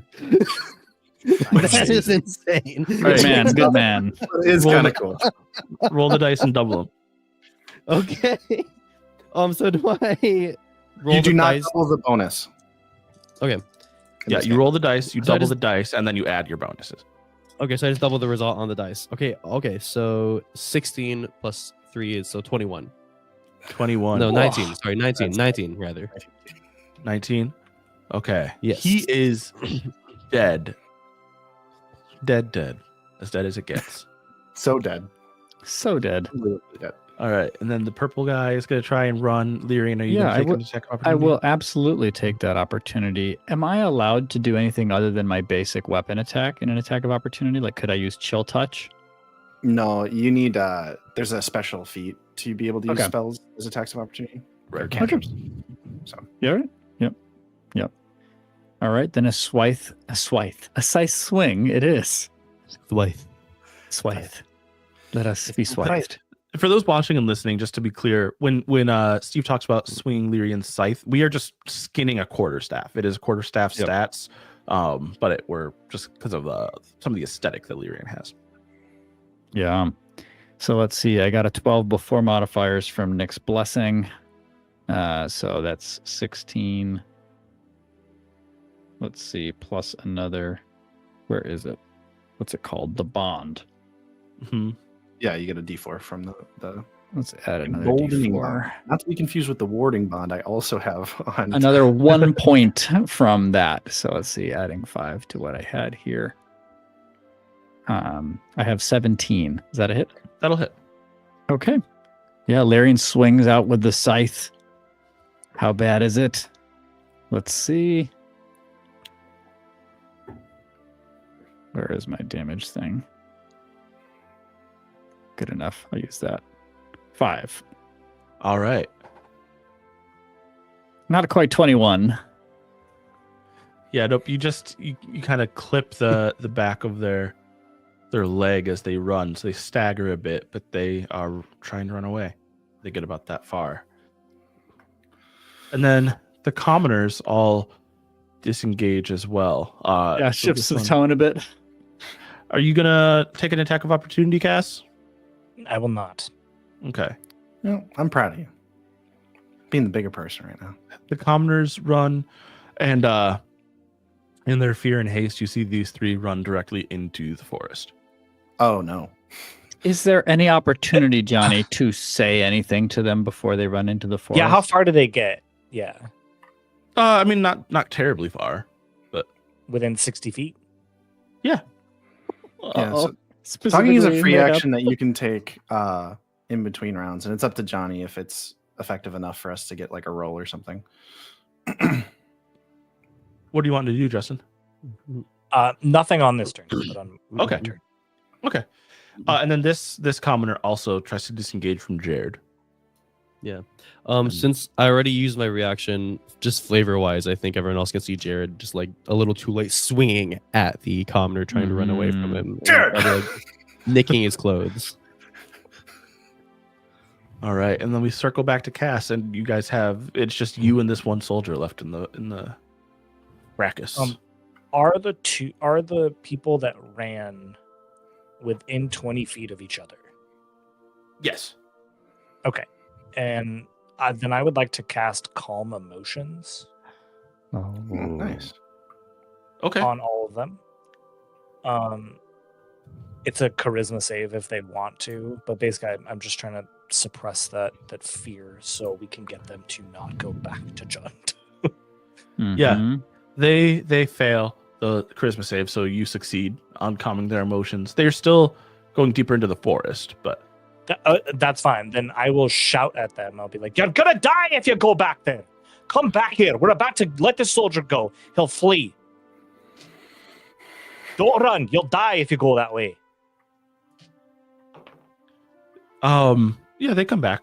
They're you've calmed them. Hey, Yeah, there's a I roll mean- in our favor. I love it. Now I just got to stop Jared from killing them all. But this. Go ahead. Sorry. I mean, I guess with my movement, I'll like walk in front of Jared. Like, Jared, Man, I really shouldn't. I should have prepped hold person. Stakes. Is that a third? Maybe that's a third level spell. Maybe I couldn't have even done that. Jared. Not we've for the won. enemies, for Jared. Just to be clear. He's fleeing. The commoners aren't going to go back to Jund. We've won. All right, put the sword away. Jared is actively pushing Cass out of the way. It's Don't not his turn, make so me- it's a flavor thing. I don't listen, Jared. I don't want to do anything that neither of us want to do. Of your own volition, put your sword away. Oh man. I must agree. Are we out of combat? Yeah, I mean, unless you guys are going to kill this soldier, you were meant to leave Well- one alive, but Okay. Palace will shout. So, who was the leader that sent us to do this? Sylvaris Thorn Shadow. And he shouts out like, and tell your leaders that Sylvaris Thorn Shadow. I think I said that right. Doesn't want you encroaching on his lands. Nice.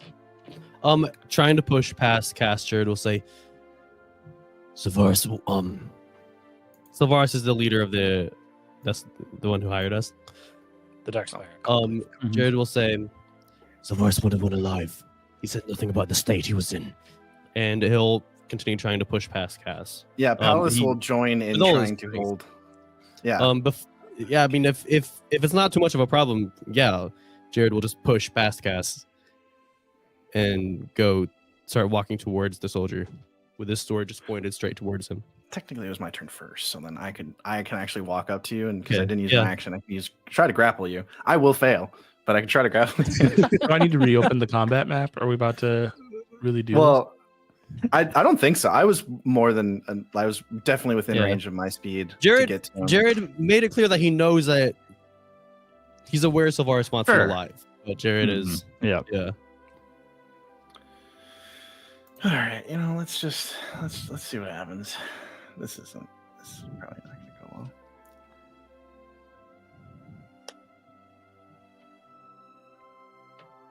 Okay. Oh, they might have changed grapple rules. So you get to choose. Oh, you make a saving throw. Your choice of strength or dex. Throw? Yes. I will choose strength. I'm pretty sure Using- I'm gonna choose Using strength. your strength voice. I'm pretty sure I'm gonna choose strength. I'm really strong. I'm really strong. Oh, I'm pretty strong.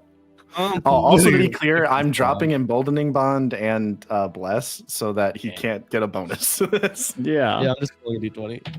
I suddenly Okay, feel way that less is a cool. 14 on the die though, so that will be a 17.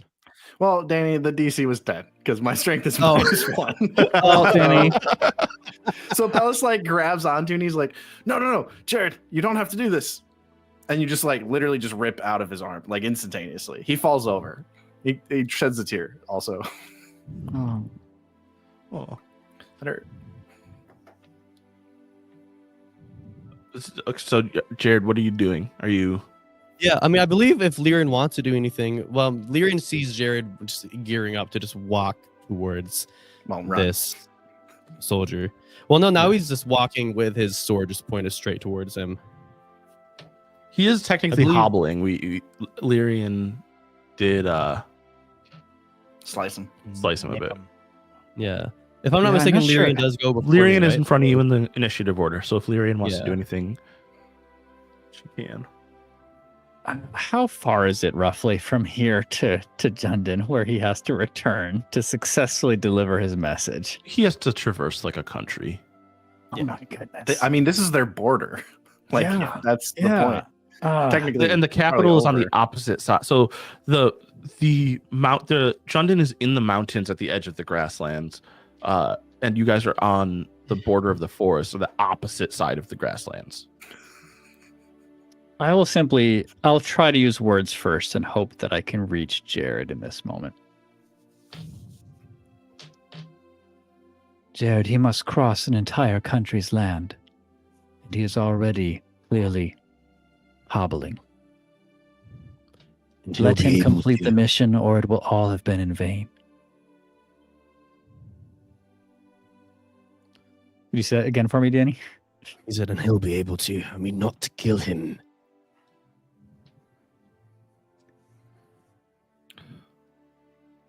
Right, but if you do enough damage to him, he's not going to survive the infection he will almost certainly get and make that trek that he needs to make. Jared, I can't risk our mission. If you don't stop, I will stop you. All right, Jared will, in the fiction, stand still. But then can I still take my turn after Lyrian? Yeah. Yeah. So from where Jared is, sort of shaking off if there's anyone grabbing him, he'll say, "You insolent Jundin cur, void of light and morals." And pointing his sword at him, he'll say, "Go back to your king, or lord, or whatever you call him. Tell him Lockhold still has its wings, and he'll see it again. I want to cast Abjure Enemy. It's my channel divinity ability. Now it's not. I'm not casting it. It's just an action. Mm-hmm. So he has to make a Wisdom saving throw. All right. That was abjure enemy? Like, Abjure Enemy. I don't know that word. He fails. Abjuration. So his Yeah, speed is so- reduced to 0. His speed's reduced to 0, and he's frightened. Yes. So he's quivering. He falls to the ground and is looking back at you, his eyes wide with terror, and he is kind of clawing at the ground behind him, like trying to move backwards, but he just can't. Yeah, I'm with his sword down. So not like in a Well, fighting position. in a you mechanical guys. sense, we can't stop you anyways, so you can just Good, blow past us if you Yeah, want Jared to. will walk towards him, and he'll say, "Tell him Jared of Lockhold still lives."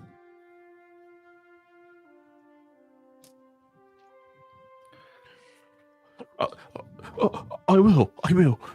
I'll tell him Jared of Lockhold still lives, and that the waking root is coming with Lockhold to destroy Jundon. Wait, no, the other one. That's What he saw was people dressed as the I know. Lyrian dressed as the frick. And also the other guy. I can't remember his name. Savara Storm Shadow. Savara Storm Shadow. I'll tell him that Lockhold and the Waking Root and the Darkspire Enclave have Not the Waking formed a Root. coalition. God. Sure, make it clear to him. Jared will turn to Fellas and nod, then go right up to him, like in a split second, looking like he's Not that about to like, clear. strike him. Just stab his sword in the ground right next to him, and he'll just say, "Run." Oh, I don't think that clears anything up. Yeah, it doesn't. Yep, Well, he but has to he's take running. damage. He has to take damage, I guess. So he'll like nick his shoulder. Cool. Yeah, he gets up and sprints as if he does not have a slice in the back of his leg from Lyrian. Real quick, just gonna cast Healing Word on him so that he can actually make it to where he's trying to go. I love it. Just like a really Sneak in quiet, a like, little first aid spell. Boop. nice talk. Can you just like make sure he gets home? He gets. I have to cast it at level 2, as that is my only spell slot left, and he Oof. gets 7 HP. Amazing. That actually does Oh. like fully heal him. So you see as his gait kind of normalizes and he picks up speed. All right. Well, another job complete. Well done, everyone. What does Jared do with the commoners? They're like what, 60 feet away? Yeah, there are technically 4 commoners who have come back. Come back. He'll look at them, look at Castley.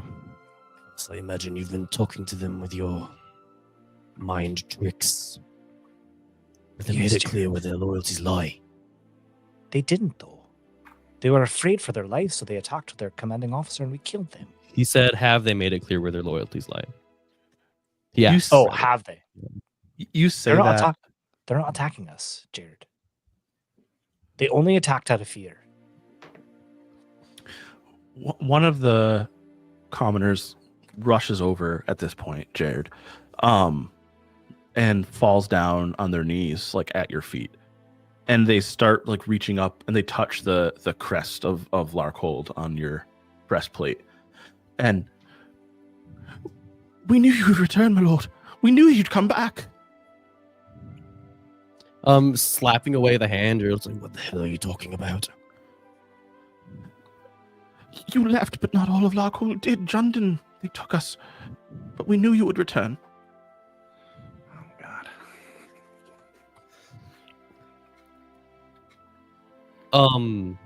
Scanning this commoner in front of him, is there anything about the clothes they're wearing or anything about the way they present themselves that's giving like Larkhold? They look It's giving dirty and mistreated and Yeah. enslaved by Jundon. There's nothing about them that. Yeah. Did Jared spend a lot of time among the commoners in Larkhold? Maybe a very minuscule amount, but I don't think there's. Yeah, it's also been like a long time. Jared will say, "You recognize this sigil? You call me Lord. What are you saying, peasant?" I'm saying that I was of Lockhold.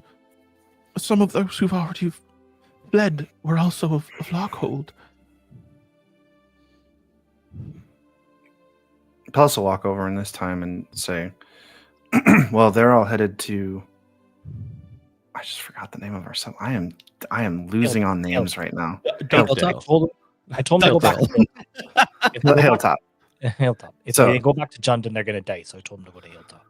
So Hilltop, all of the rest of the group should be heading to Hilltop. We could probably catch up to them. Jared, it seems like a larger piece of Larkhold may have survived than you realized. Yeah. Jared will kneel down to the commoner in front of him, and like taking him by the arm, have him He like stand up with flinches. him. Yeah, I'll have as him you like guide stand him up with him.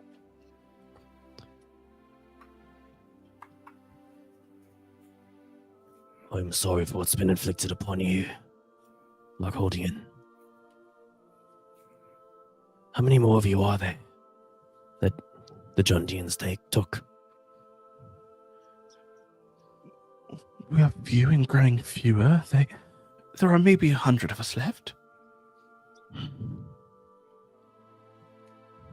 It does make one wonder if you've already cut more down today, Sir Jared. Yeah, I was going to say you'd have gone with the indiscriminate murder plan that you want to. You would have killed a lot more of Larkhold than you intend to save. I think you owe us an apology.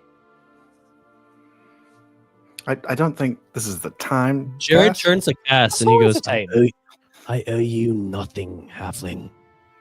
Okay, well, let's use our Alright, names. A little snippy with that there. Yeah, definitely. Everybody, let's take a breath. We just finished combat. You know, we all contributed. I definitely didn't miss my only attack. We will just move on from here. Let's reunite Jared with his people and make sure that they don't just die in the grasslands on their way to Hilltop.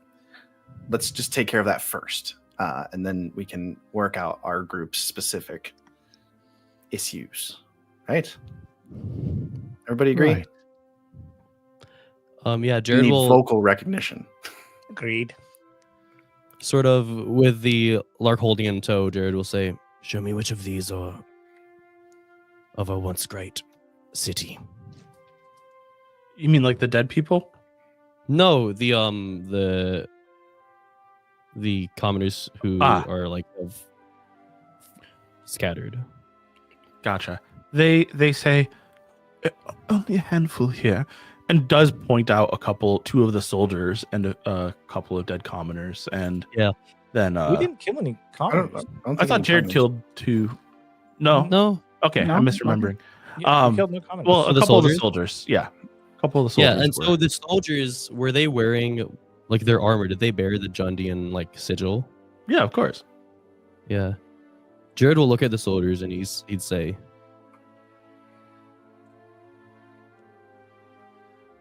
"They've thrown any loyalty of Larkhold they once had away.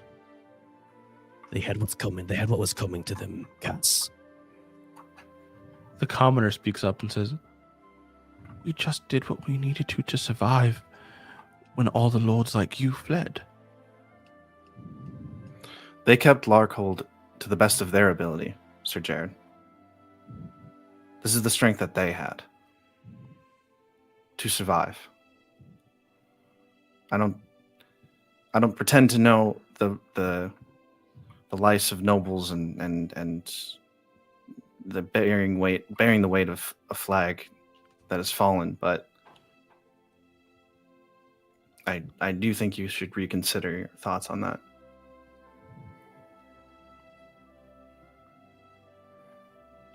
Evidently, the strength they had wasn't enough. I'm sorry that they perished, but there's no changing that. That is true. The commoner hangs their head and says, If that is what you think, then perhaps what we all knew as a Lockhold is well and truly gone forever. And with that, we are going to wrap up this episode. Good job doing Wow. combat, you guys. First time. Yeah. Successful. First time back in this system for me in a Yeah. long time. was crazy. Yeah. So next time we get together. So for those of you here on stream, that's going to be in roughly 20 minutes. And for those of you listening, that's going to be next week. But next time we're together, you guys are leveling up to level 4. Nice. Yay. Let's go. But I hope you guys are having as much fun as I am. Make sure that you join us on the Discord. If you haven't already, you can feel free to support us on Patreon. We would really appreciate it. Help us make more awesome stuff. And there's some cool benefits there as well. But we will be back at the 45-minute mark, whatever hour that is for you. And we hope that you have an excellent little break here or a great week. And we'll see you in Izura. Bye. See ya. Bye.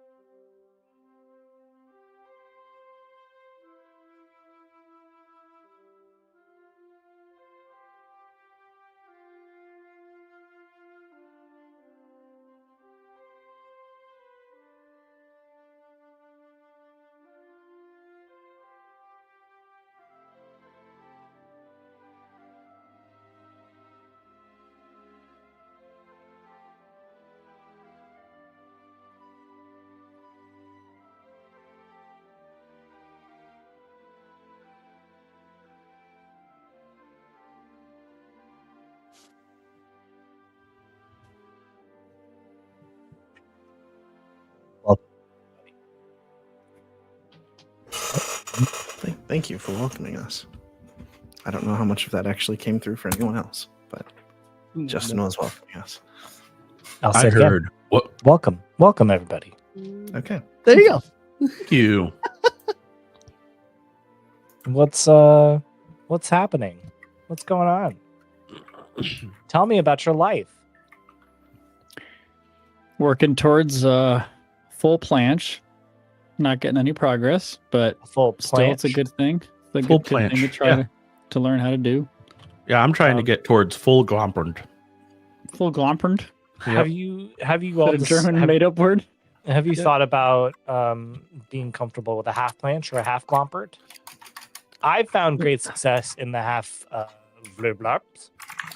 The pure blurps. Yeah. So if you're Steve, you're interested, pronouncing that without the umlaut. It's verblurps. Blurps. Our massive German audience will be very disappointed in us. Yeah, I'm doing all right. I'm eating garrapiñados, which is, I guess, just another one of the million food words I need to learn in Spanish. And this specific one means candied nuts, but maybe specifically the candied cashews. Oh, I have been really blown away by how many different food words there are in Spanish. So much so that native speakers get regularly confused by everyday restaurant menus. that's Like, it's just like there's so many subtypes of possible ways to describe yeah. preparation of any given meat, the cut of meat, etc. And Wow, that's interesting. how many planches do your cashews come with? 0, and they also work against my full planche goal. Oh man. Just kidding. I need calories. I need lots of them. So it's all Am good. I the only one that what is a planche? I don't know. I have no idea what a planche is either. Yeah, no one here That's knew. why I made Okay. up a word All right. in All response. right. Bloop, Okay. bloop, bloop. So a full planche is essentially when you get into a push-up position, shift so that the weight is more and more on the muscles of your front delts or shoulders instead of Okay. so that your hips are stacked over your hands instead of your shoulders. And then you lift your feet off the ground so that you are just suspending your body in a push-up like position with just hands. I understand. It is And I'm on trying Danny's to- camera currently. Yeah, Ah, Danny is yes. showing And us I am all this trying- watching. But to you're like learn much that by the end of the year. you're like that's much the goal. further you're like leaning further than you would with a normal like push. Exactly. You keep leaning further and further forward until hopefully you develop enough muscle in the right areas to lift your feet off the ground.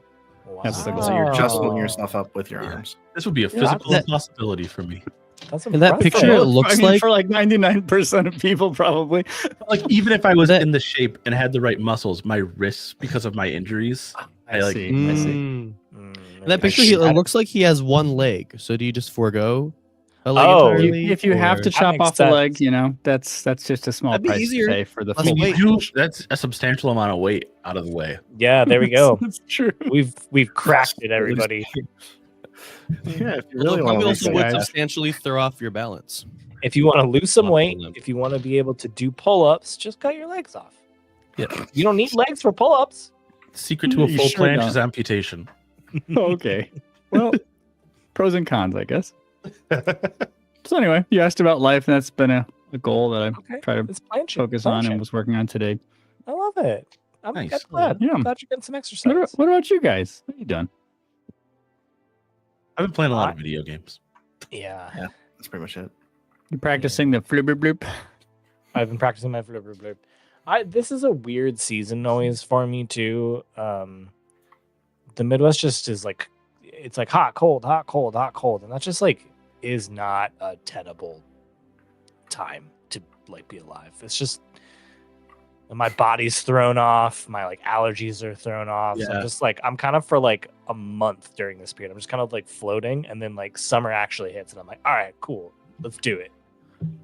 Yeah, it's similar in New England as well, in the Northeast, where it's like it was 60 2 days ago, and then it was 30 the next day, Yeah. and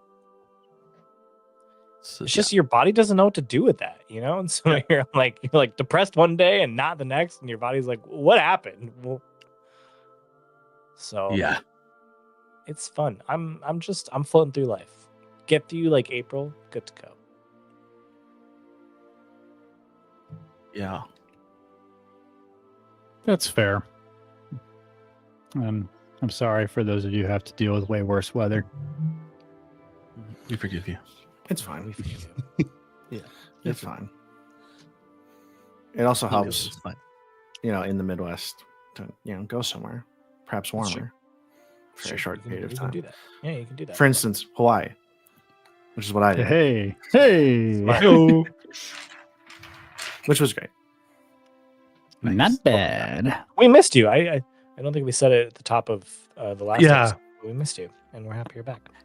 We missed you so much, Nick, and we just got so excited that we forgot to say it because we were excited to have you back, Yeah. and that's what Yeah. matters. Well, and also too, like I think it would have been more in my mind if I hadn't have seen him yesterday, because we were talking all day yesterday about Hawaii. Okay. If Yeah, like so this cool. was the first time I saw him after Hawaii. And I expressed that I missed him before we started recording. Yeah, we were talking. Me and Johnny. Yeah. This is So- slowly becoming clear to me. I'm the worst among us right now in this Kinda room. are. That is, Yeah, that is you kinda- accurate. Yes. You kind of are. Yeah. Yeah. Seems like maybe I'm not the one who deserves to get punched the most. I'm gonna add a number. I'm gonna at least go up to that 6 zone, 5/6.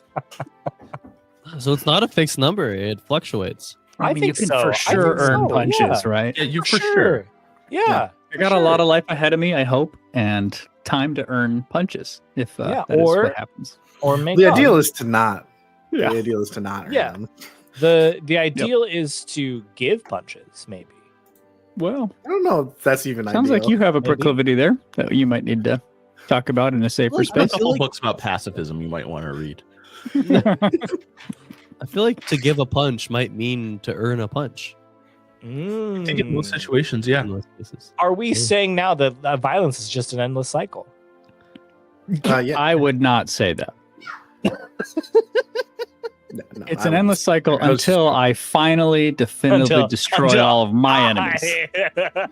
Yeah, violence. I guess violence doesn't have to be an endless cycle. It can have a definitive end. It's also different levels of violence, and Yep, I agree. there are situations where it has get it. end. Yep. But also situations where it doesn't. Agreed. Mm. But the best level of violence is punch. It's true. I Pretty think the ideal level of violence might be kick. If I'm being honest. I was wait, thinking how many- body, Oh, he's body escalating. slam. I was gonna go How body many- slam. Do each of us deserve? How many kicks? That's a different question. What Yeah. kind of kicks are we doing here? Okay. Now, I'm taking I more do kicks than have punches. Now, if punches had the power of kicks, Mm. Yes. I think we should make a movie series about that. Oh, It's okay. called kick punch. it's much. Well, much, if we are interested, I have extensive documentation and projections on how many people's elbows each of us deserve. Oh, okay. Mm. Just kidding. I do not. We all got. I got so curious so fast. How about citizens arrests? Receiving or giving the citizens arrest? Yeah. I can draft that, but it'll take more time than we have today. Have any of us ever been arrested? I've never been arrested. No. Oh, I have not. I've had my No. name written up upwards of 15 times, Whoa. Wow. Okay. all for go. trespassing. Yeah. I think they were just trying to scare That tracks. teens into Yeah. not doing stuff, and it didn't work. So just Yeah. kept writing my name somewhere. Could be. I've The book I've of been death. detained but never arrested Okay. Mm. for the aforementioned punching and kicking. Would love to get the juiciest scoop sometime on air or off air, whatever's appropriate, I Johnny. got in a fight at a mall. Oh, that's there you awesome. And they put me in the car and then just took me home. Aw. That is Malls detained. Yep. Malls breed fights. Yeah. What's up with that?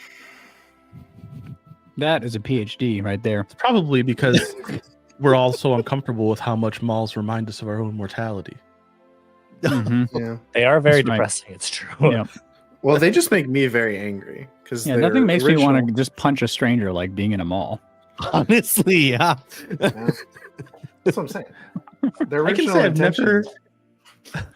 I've never punched, or I guess I can't say I've never wanted to punch, but I have never punched a stranger or been That's punched good. by a stranger. It's always the people I Check that know. off the bucket list. It's always the one you know. Yeah, new bucket list item. Punch stranger. Punch a stranger. Oh, that's wonderful. I think we should play some Dungeons and Dragons now. Let's Guess so. punch Probably some for that, strangers yeah. in D&D. Yeah, let's shift from punching strangers to unwittingly killing the last remaining survivors of the kingdom we once called home. Whoa! Hey, This was really specific. wait! I'm doing something. Yeah, you're erasing the kingdom that you. You're completing the genocide you vowed to get vengeance No, for. no. It's beautiful. Oh, Yeah, God so, damn it. in our last episode, the guys, the party had a combat against some soldiers from Jundin who were encroaching on the border of the forest on behalf of Sylvaris Thornshadow. And it was uncovered after that combat that some of the people that they were fighting were survivors from Larkhold, from Jared's fallen city-state. And so we're going to find out coming up how Jared is dealing with that information and that revelation. But another big thing that happened at the end of the episode is that you guys made it to level 4. Whoa. Nice. What? Good Yeah, to I'm grow. excited to hear what kinds of things you guys have how have your characters grown? Well, I got. Well, wait. Sorry. Well, I got another spell slot in the second level. Sorry, which also meant that I could memorize another spell that I can cast on command. Oh, and I also got a new feat. Instead of I decided to forego an ability boost increase. Ability boost. Mhm. I got the feat Warcaster, which makes it easier for me Nice. to hold concentration, and I can cast spells as opportunity attacks now. Which is Nice. also pretty cool. I like obviously multi-classed into monk. I feel like that just really completes the cast vibe a lot. Nice. Yeah, for sure. No, I took a feat as well. I took another level in sorcerer, and I took Fey touched, because she has that Fey that she spends a lot of time around, and so I think that she's got some magic abilities from that. Just a couple extra spells that I can cast, and then extra spells from sorcerer level. So That's cool. I also took Warcaster. Nice. Yeah. And I'm still working on choosing a cantrip that I get. So tell you soon. Nice. Cool.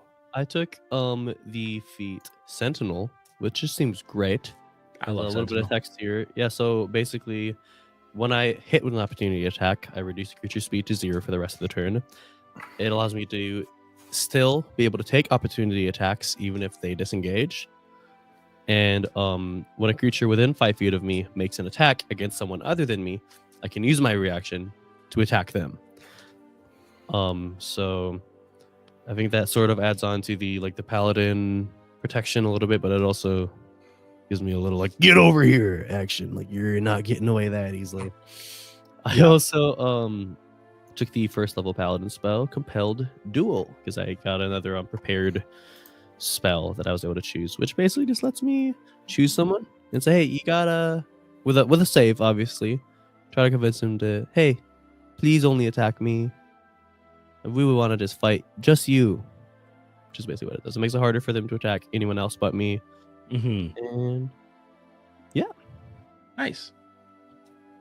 Awesome. All right, so you guys now are, well, as we come into this session, you find yourselves on this service road, making your way away from the encampment. Well, first of all, did you guys raise the encampment or did you leave it standing? I think we would have raised it if that was the yeah. Yep. yeah. Yeah, simple enough. So you raise the encampment and you leave a pillar of smoke billowing behind you as you make your way up the service road to the main road through the grasslands to lead this group of 21 commoners back to Hilltop with you, hopefully to find new homes and new lives where they can be at peace. And so I want to know, like, kind of what are you guys talking about on the road and deciding what to do next? You do still need to go and like collect your reward from the Darkspire Enclave, and there's various things in front of you that you could go anywhere. What are you guys thinking? I just had to go to the edge of the forest, right? Yes. To get our okay. I mean, that's probably where we're headed then, right? Sure. Yeah. I imagine. Yeah. I think so. I think Lyrian is sort of warily working through the different clusters of people, however many she can effectively speak with at a time, trying to ensure that these commoners understand the severity of the consequence if they don't keep everything under wraps and be discreet as they try to,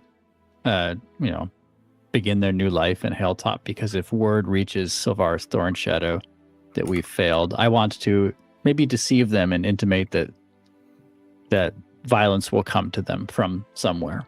Make a deception check. Yeah, I'd like to. Deception. Are you? And you're doing this like openly that the rest of us would hear you? Oh yeah. Doesn't look like I'm doing great at it either. Lydian, it's fine. The roll was an 8, by the way. Yes. Okay. Lydian, I think it'll be all right. They just said that we needed to kill all the Jundians, and they're no longer Jundian. They've left, so they don't count anymore. We can hope Holy- that Sylvaris shares this understanding, but we Well, he cannot likes- guarantee it. He likes me. You may overestimate how liked you are on first meeting. I have never overestimated how liked I am. You have confirmed my concern that you are delusional. Yeah, so Lyrian, you see kind of as Cass comes and interjects a look of skepticism on the commoners' faces. Like you kind of get the sense that they think that if you were going to kill them, you would have already. And so your threat comes across as a little bit hollow to them. But you guys do also, as a reminder, Sylvaris gave you a sending stone to reach out to him, to come to the edge of the forest and let him know when the job is done. So we'll like send the messages where we're like walking there to like we're coming, meet us. Cool. Yeah, you reach the edge of the forest and there is a single elf in it is not Sylvaris, but in the Darkspire garb, waiting for you with hands clasped behind his back. Can we agree then that we would approach this elf without the commoners in sight? I was Yeah, yeah, I I was think gonna so. say Yeah, Okay, just making sure that we're I think not that's feeling safe. that confident. No. Okay. like hide in this hole or something, commoners. Getting this dirt, you're used to that. Yeah. So You guys, the worst. it is done. It is. Aye, we've done it. Yep. And you've killed all but one. All the Jundians but one. Yep. And I see smoke. That's good. He like narrows his eyes at you. And what of the commoners? Those Well- who were Jundians were killed. There are no Jundians alive other than the one that we left. Make a one. I want one of you to make a persuasion roll with advantage. You got it, Cass. Damn right I do. She was like, Cass, you take this one, please. That's a 21. If this is contested against his insight, he rolled a natural 20. Oh. So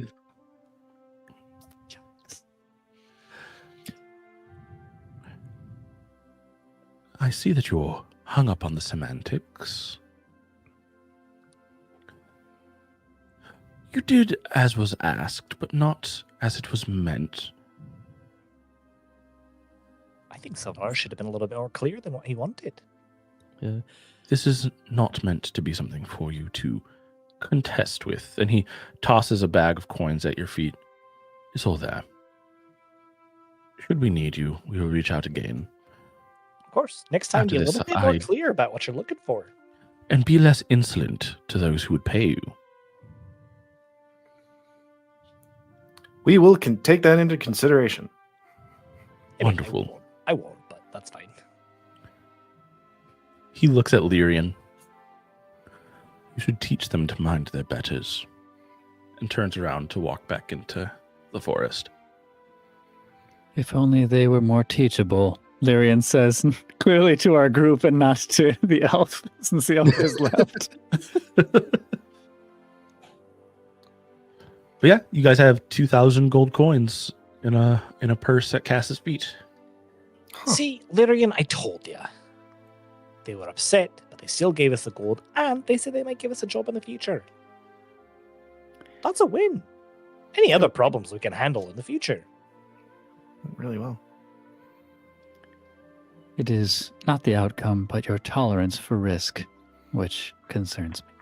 But you are right. We have done well. Look, you're never going to get more out of life if you take it slow and cautious. That's all I'm saying. Sometimes you got to take risks. Most of the time, I it can doesn't. empathize with this approach to time, since you have so little of it. I do have quite a lot of not time left. That's a lot of words came out of my mouth faster than I think I was talking. That goes to show, Cass doesn't have the time to I have time to put think. I together just words in say, a way that makes sense. say words, and then eventually things work out for me. What I meant to say was, I agree with you. I don't have a lot of time left, and that's that's a bit closer to accurate than you would imagine it to be. So yes, I take risks, and sometimes it doesn't work out, but a lot of times it does. So I'm gonna keep taking risks.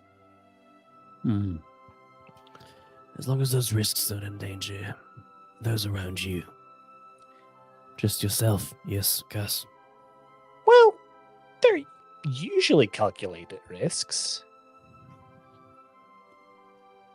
I try not to let it affect you all, but it might a little bit sometimes. I'll always look out think for you, though. I think what we're asking is just try your best to think more, yeah? I will try. Those with short time are more like to hurry. You are beginning to make sense to me, finally, Cass Brinebane. I'll take that as a compliment, Lyrian. As for you, Sir Jared, I am curious, after this last endeavor, if you have been forthright about your aims, even perhaps about who you are.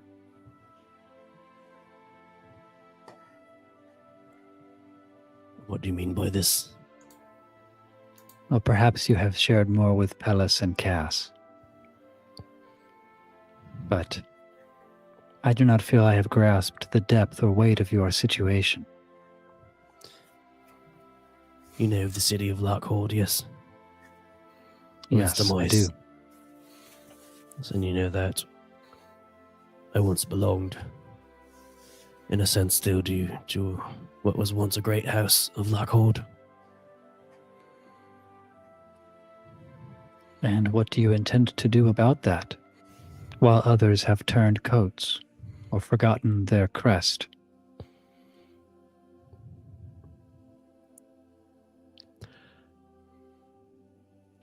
I will not ever forget where my loyalty lies, get my crest of Lockhold. My aim is to avenge those that have wronged my city-state, Lyrian.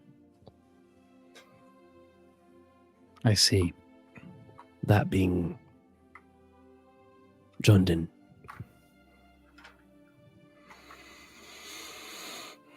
Johnny, you look like you're cooking. I was just listening to you guys. Oh, okay. I wasn't Oh. sure if you were like, and you get attacked by a dragon. Yeah, you know. do. Thank you Oh, for. good. Oh, Good. great. Oh, yeah, kill that it. dragon No. he was gonna I trap kill on it us. with my dragon arrow. But as you guys are Yes. having this conversation, a fair portion of the commoners who've been walking with you, journeying with you up to this point, like one comes to you guys as sort of a representative of the rest. You see like 14 of them kind of standing behind this one, and he says, we thank you for your help and protection. We've been talking, and this lot, we are going to go to the coast and seek the deep seekers rather than come to Helltop. We hope you understand. We do appreciate your saving us. It just feels like that is what we want. Well, I mean, obviously we can't force you to come with us. We if you go back to Jundon, you will die. So don't do that. But No, we would never go back to Jundon, but I don't know about the rest of my friends. I've not heard anything great about the Deep Seekers. So I would encourage you not to go there. Lord Thalassius is promising riches and power to anyone who joins their ranks and helps them achieve their ends, and Well, that's we would do because- anything not to be so lowly. For my understanding, people with riches and power don't usually hand them out for for free, basically. This is accurate, Yeah, generally yeah. speaking. Forgive me speaking out, but your own beneficence in rescuing us, when, from the sounds of your own discussions, it did not directly benefit you, or wouldn't have, couldn't have, mightn't have.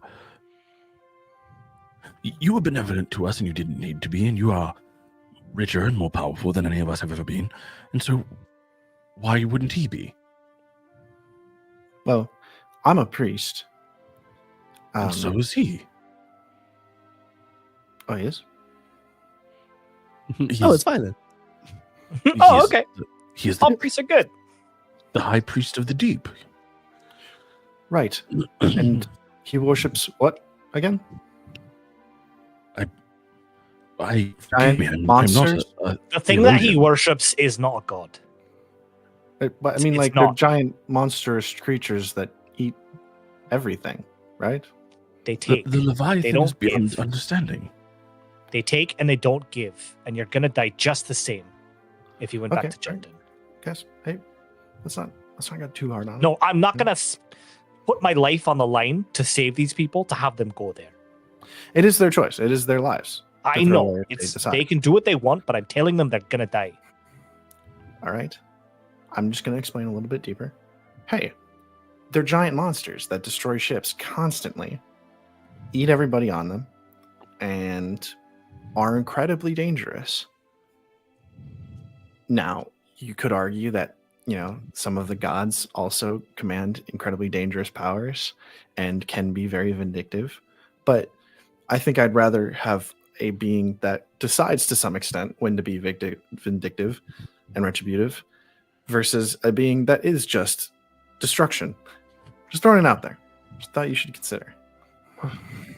Perhaps the indiscriminate nature of these great creatures is what some find to be so appealing to follow. Yes, If rather I than a may, god that chooses to destroy. your opinions are. We take them into consideration. We appreciate them, but we are not asking your permission. We are telling you what we have decided. Fine. I mean, we weren't trying to give you permission. Just trying to ward you away from a horrible decision. But it's your decision to make. Good luck, and may Dystel bless you, even if you choose to turn away from him. The next time we see you, we will be enemies. Well, I don't know that that's true. I- Are we enemies with the deep? We- He doesn't. I am. He looks afraid. It doesn't say much else, and kind of scurries back to the rest of the group. And you hear some like hushed kind of back and forth among them, and he starts kind of like waving them to like get away from you guys fast, and they all don't like run, but they're quickly making their way. Johnny, did he say the name of this high priest of the deep? Did I miss that? He did, Lord Thalassius Dreadmar. Mm-hmm. Jared, did you want to, try to appeal to them as Lord of Arkhold, or? Away from. Huh? Well, let me actually, because I will clarify too. At some point, the woman who you'd had a conversation with, Lafa, she indicates that she told you who the Larkoldians among them were, and they are the ones who stayed. Okay. The 6 remaining commoners with you are the people. Who so are they are Jundians, or from other kingdoms that Jundin from took other. over. Yeah. Mhm. Okay. So just not Larkoldians. Yeah, I mean it's their choice. Whatever. Yeah. Kill them later. It's for the gods to decide. Let's go home.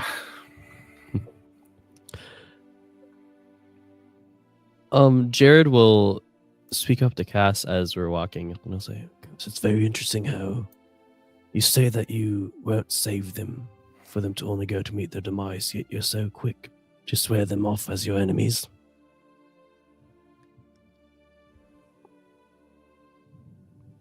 I'm sorry, was that to me? You're right. No? No, it's Okay. super cool. I know. I understand. The minute they come under Although- the role of Lord Thasius, they will. Their attitude towards me will force me to act in kind.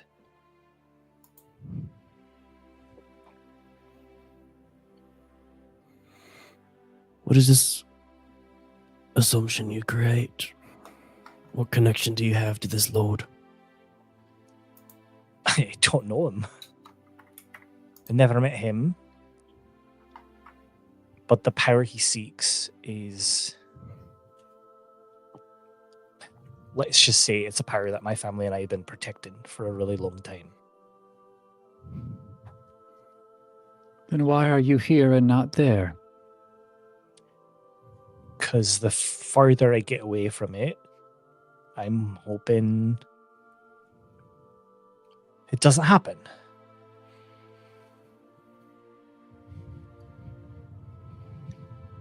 And your secrets shall remain yours, Cass. I know. For now. I'll tell you. I'll tell you eventually, but I need to get a couple things in order first, all right? There's nothing you owe us. Open up to us whenever you feel the need.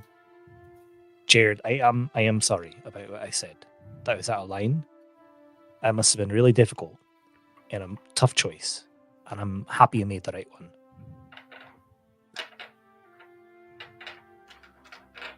Jared will just nod. Yes, you did very well, Jared. What is this a reference to again? Yes, I'm confused as Not well. killing the soldier. Not hurting the soldier any more than you had to, letting the commoners live. It must have been hard finding out that they were Larkoldian. I'm sorry I made that comment. Yes, I recognize that. My resolve, maybe still not knowing where it stems from, might be stronger than theirs. One can still learn, yes. Absolutely. Yeah. Time brings us nothing but opportunities. And death. Well, time really just is opportunities. And death is an opportunity as well. And coin. Indeed it is. Yeah, coin if we choose to take those opportunities. I Clearly. suppose. Do we One have of the peasants speaks up. Is there anything that's not an opportunity? Post-death. Depression, maybe? No. Well, it's an opportunity too. come. Depression and sadness Reach is an out. opportunity to kill those who've saddened you. What? That feels like a reach.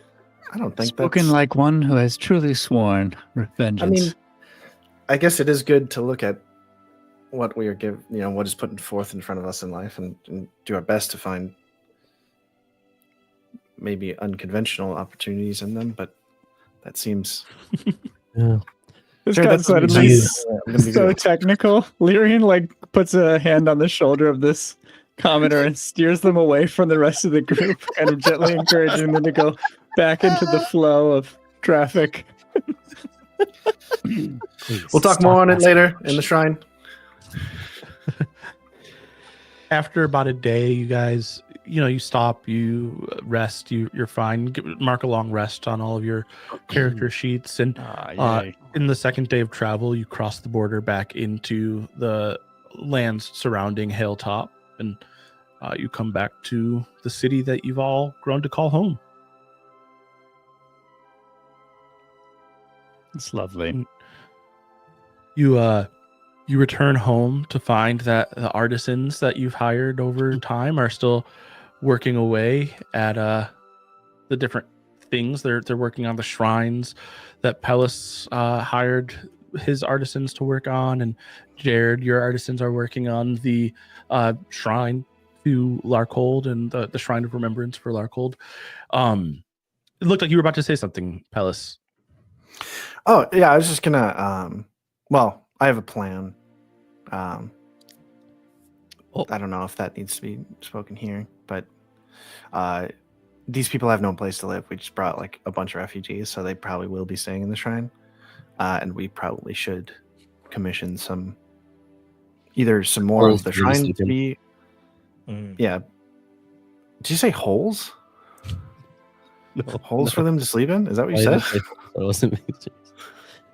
Anyways, I mean, like more of if there's like other structures in the shrine that can be converted to like a living space, or even just something more short term, like a bunch of tents they can put up like behind the shrine or something.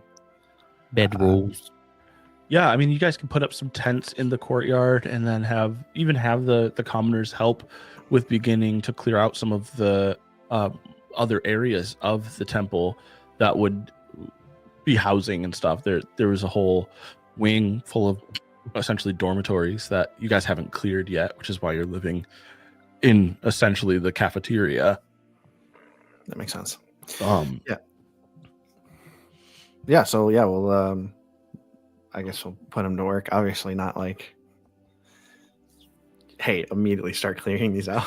But whatever costs we need to accrue for like temporary tents, and then, I don't know, food for all of these people. Yeah, there's 6 commoners. I think, it would probably take roughly a month for all of the stuff to like get done.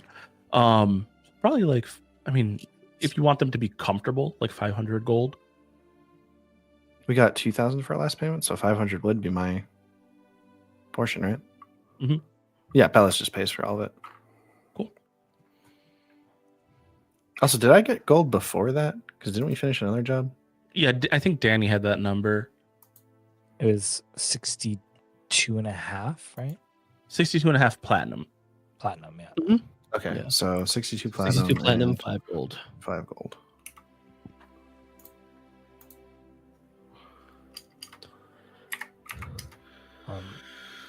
Lydian, do you have any work to do at the library? I was thinking about heading over there. Yes. I'm sure that there are plenty of things for me to attend to. Excuse me. Do you think I can join you? As long as you promise not to be too rude. I'll be... Sure, I can do that, yeah. She'll be just rude enough. I'm not sure that Anders has as much patience as others might.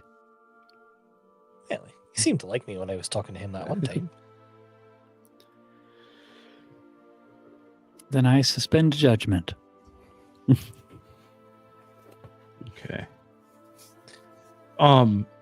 Nick, do you remember how many artisans Pellis hired?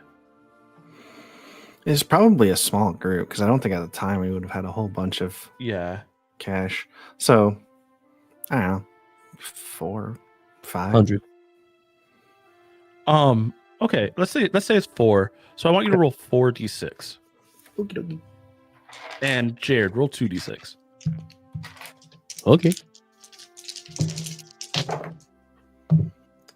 I got a Alright. 7. Okay.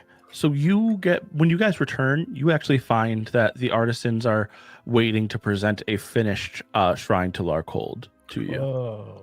Wow, that's actually kind of perfect. Wow. Yeah, so it's if I remember correctly, we set it up in the courtyard. Yeah. Yeah. So I mean, we would So- come in and we have the 6 Larkoldians in tow. Yeah. Yeah. And so the Shrine of Remembrance to Larcold is finished. And so I think, yeah, these Larkoldians see it and they begin like crying and just saying how beautiful it is. And Yeah. And Jared's holding the sigil on an amulet that he wears around his neck, and he's just like looking at it, probably mouth agape.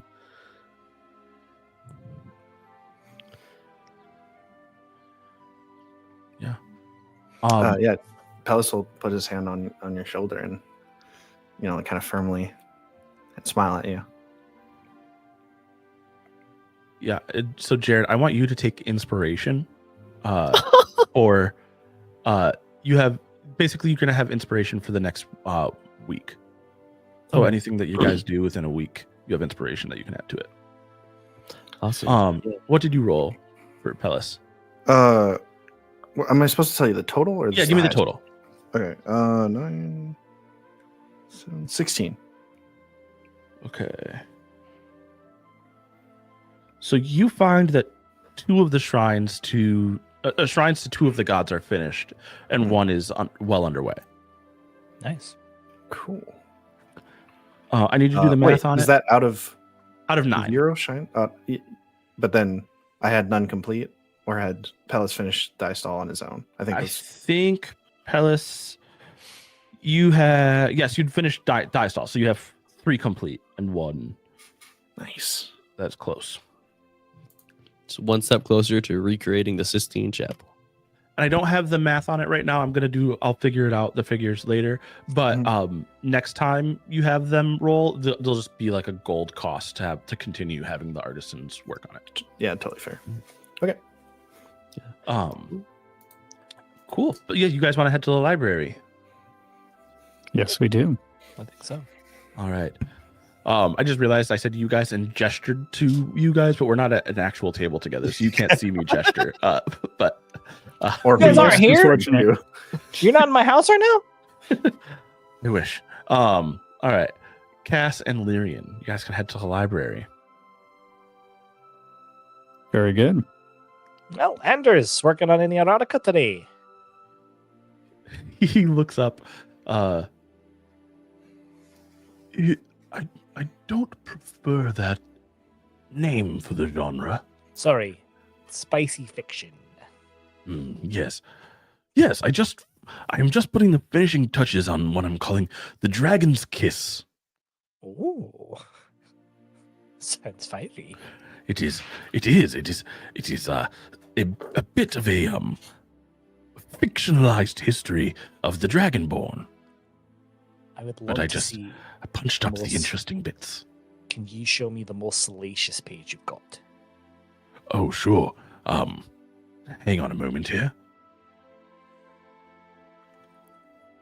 Oh, Dystall, time is. Oh, Lord. that wound is never going to heal. That's. Dystall, protect him, I guess. If Pellis were here, that's what he'd say. Wow. All right. I am regretting bringing you with me on this trip. Sorry, that's not why I came here. Lyrian, I didn't come to just look at that. Do you have any books on prophecy? And maybe anyone who's ever defied their prophecy? Books on defying prophecy. That is specific. So we have books on prophecy in the divination section. Books about giving prophecies, books about fulfilling prophecies. In section 3 of divination, shelf 4, I think the 6th book in, there's a book that is called Prophecy and the Fulfillment Thereof. Very simple title, tells you exactly what it is. It does have a section about ways that people can mistakenly miss their destiny. And I suppose that those things could be done intentionally to defy a prophecy. Yeah, that's a start. You could also look through the histories of the great kings and see which ones ended in tragedy. All right. Every great king has a prophecy attached to them, but not all of them fulfilled them.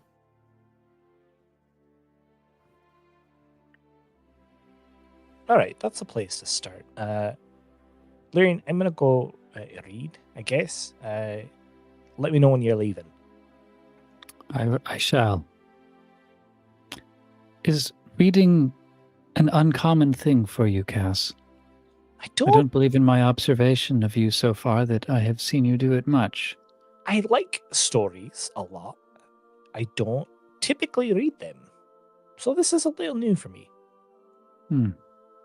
Books are newer to me as well. All right. Seems we've got that in common then. Congratulations on trying something new. Oh, thank you. I appreciate that a lot. Yes, it reminds me of the tiefling in my latest story. Oh, trying something new. All right. Always down for that. Yes, it is called Whispers in the Wind, and she has an amorous encounter with an air elemental. Oh, just keep Enjoy your That's book, nice. Cass. You had the last thing you hear as you walk away. It's just like, we just came from the grasslands too. I could have tried that. And then I'll go off and I'll find these 2 books that he mentioned. Yeah. Johnny, is it okay to say that I have already studied the kind of first books given to me, or is that something you'd like me to do in a more intensive fashion? I'm not sure how much you want these mechanics to be represented, or what happens when I read, Yeah, so there histories are of mechanics gods and things like that. there are mechanics for reading in D&D. I think this time, because I don't Mhm. have those on the top of my head, why don't we say we roll for it and see how much you've actually accomplished, and I'll set a DC and for each book, and then you can roll to see how much of the book you've read. Sure, just yeah, straight roll. Yep, go ahead and roll D20. Do an add your intelligence modifier. All right, intelligence check. +2. 13. All right, so you completed the first book. Give me another one. All right, second roll. The same, 13. All right, you completed both of the books that he gave you. All right, I gently place them on the desk in front of Anders. I have read through these. What would my next task be? Yes, let me ask you, what, after reading those books, what do you want to learn from me? What do you think I can teach you that you don't already have? I look for a truth that can bind all things together. Something that may heal and promote harmony in the world. But what that might be, I do not know, Andrews. I know a cantrip called Mending. I have heard of this, but it does not seem to satisfy my appetite. The things I am searching for, I imagine, can only be found among the gods. Or perhaps pass between them. If you take my gods meaning. do enjoy their secrets. But I believe I've already told you that there's a way to touch those, to see and hear the things that Leon and Braithiam and Fearin keep between themselves. This would be of great interest to me if I could prove myself worthy of it. How far are you willing to go?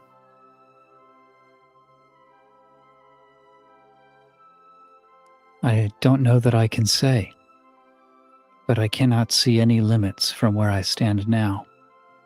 I know only that I know very little, and that I'm willing to do anything I can foresee to know more. Anders' face grows deeply serious, and he sets down his quill, a sight you've rarely seen. Would you sacrifice those close to you? Yes, I understand that my attachment, no matter how strong to any other mortal or to my own life, is nothing compared to the greater balance of things. I also know that death is not an end. I want to be as clear as I can when I ask. Not that you'd be willing to let go of your attachment to them, but to sacrifice them truly. You would be willing to do this? As in, a sacrifice to a god in particular. A sacrifice to 3. I believe that you have 3 close companions at the moment. Would you give 1 to each of the gods? In exchange for a truth like the one I've described? Yes. Yes, I would, Anders. But I must express that I am perplexed. For this sacrifice seems too small to gain such a truth. His eyebrows go up at that. He picks up his quill and begins writing again. I cannot teach one such as you. I understand.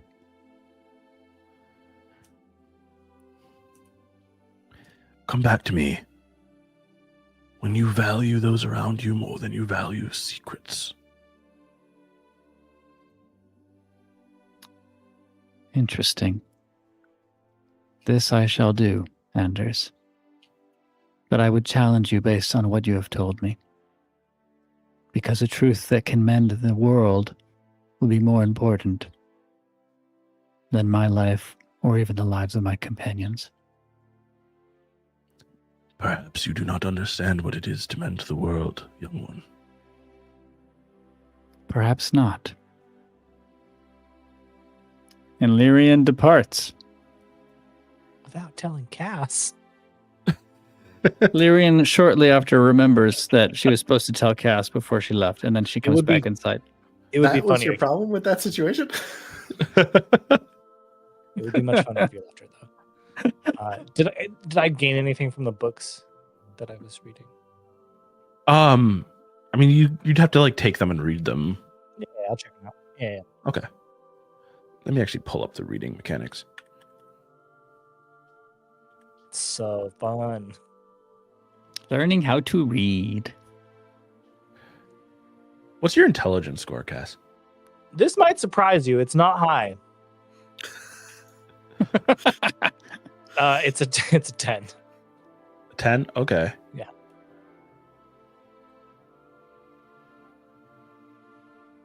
Okay. I mean, yeah, so you just have to spend 8 hours with each book to Sure. I'll check them out and do that. Cool. I think as Lyrian's walking home, she's just picturing the recent slaughter of the soldiers and kind of revisiting memories of the things that she spoke over them when the battle was over. I'm picturing one that was still sputtering a bit and struggling faintly before he died. And Lyrian just and I think y'all would have heard this as we kind of settled and transitioned to go find the commoners. Lyrian would have knelt down and said something to this effect.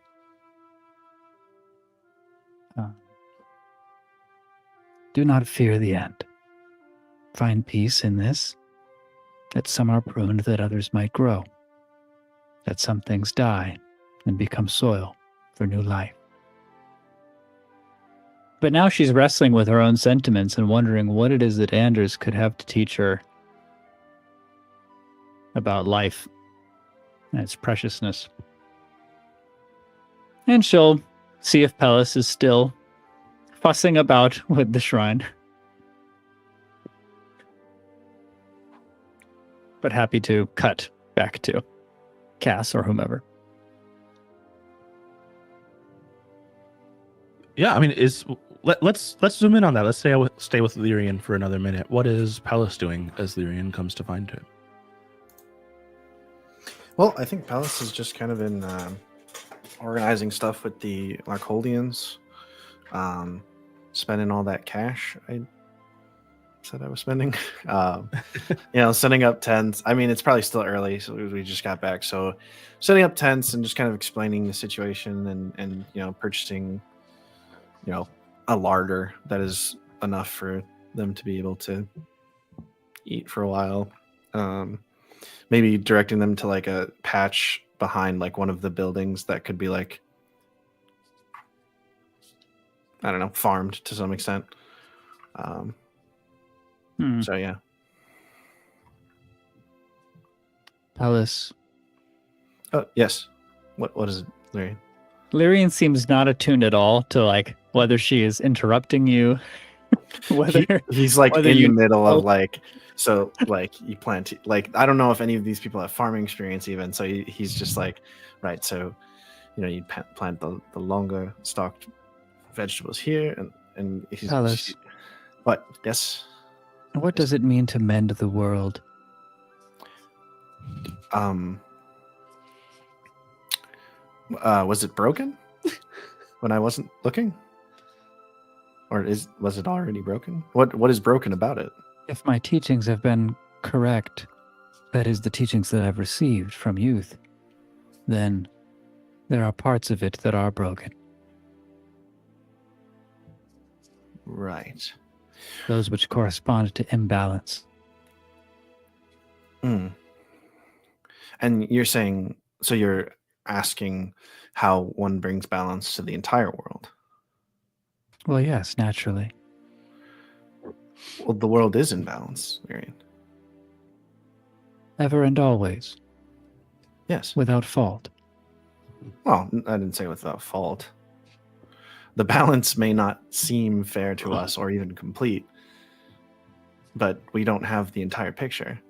Something broken here and there accounts for something that is doing better than it was intended to do or even should be doing, right?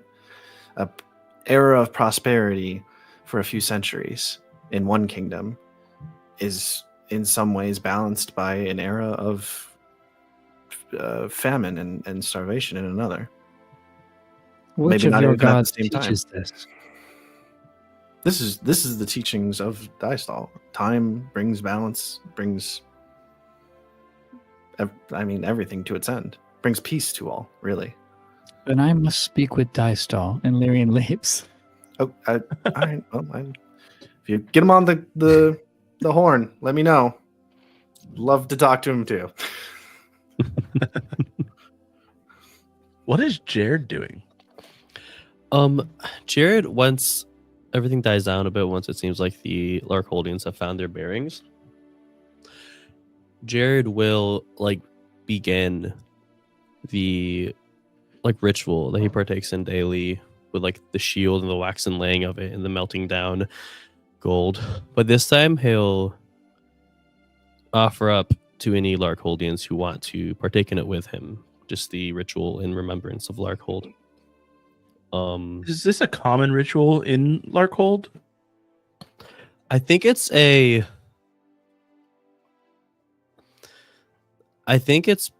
probably similar to one, but he's changed it a bit. I think there's a common thing for the Knights of Larkhold to do is to I forget the name of the god that the Larkoldians most commonly worshipped. But oh wait, I need to pull up that Google Doc. But I think it's it's like an altered traditional Arkholdian ritual that Jared has changed in a way to make it a little more in remembrance of. Like, I think the melting down of his gold into those amulets is something that he's added to it. Hmm. And so I think the Arkholdians might recognize it, but they see like the alterations. Yeah, I think they all of them join you. So like they finish Excellent. up with like Pellis. Maybe they ask you like, Lord, would you wait for us until after we finish with Sir Pellis here? Of course. Really not a sir. You do not have to. Not a lord. Just a priest. Just here to guide you. Very sorry, Your Eminence. We No. I'm just Pellis. Just call me Pellis. I'm just your friend and your confidant in matters regarding the gods and also, I guess, agriculture. Brother Pellis works too. Yes. Well, I mean, usually another priest would. Was that your? Oh, just for okay. Pellis. Well, no. I mean, you can call me just BP. Pellis. I mean, All right. I don't know about BP. That's It's pretty good. It's pretty feels good. mildly Pretty good. threatening for some reason. He pulls up a chair, turns it backwards, and straddles it awkwardly. Call me BP. Call me BP. Brother Pellis is my father. Hey, you know who's really cool?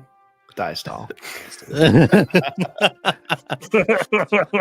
But yeah, Jared will also during this, after they finish their shit with Pellis and do this, he'll ask them each for their names, and he'll cross-reference the list of names he has in his notebook, and if any names are missing, he'll add them, but then after that, like, cross them out. And as he's creating these amulets, and I'm actually going to get rid of 50 gold from my inventory because represents the gold he's melting down in order to make these amulets. And rather than hanging them up that he usually does around the shrine, he'll give one to each of the Arkholdians after asking Okay. for their names. Do you actually want me to give you their names, or No, you don't need to give me all their names, but he will ask for. We've already named one off camera, but he will ask for the name of the woman that he has spoken to the most, the woman that he initially spoke to after they raised the. yeah? My name is Lafa, my lord. Lafa. Here's your sigil. I hope you wear it with pride. I will never take it off. Thank you.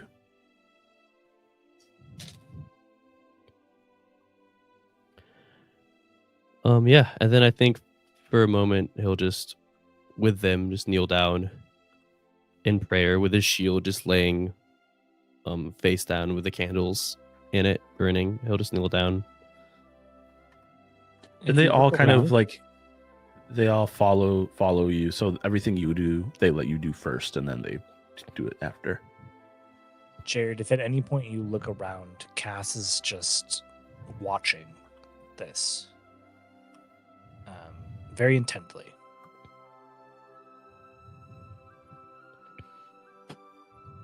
Oh, nice. So Johnny has just told me all their names in the private chat.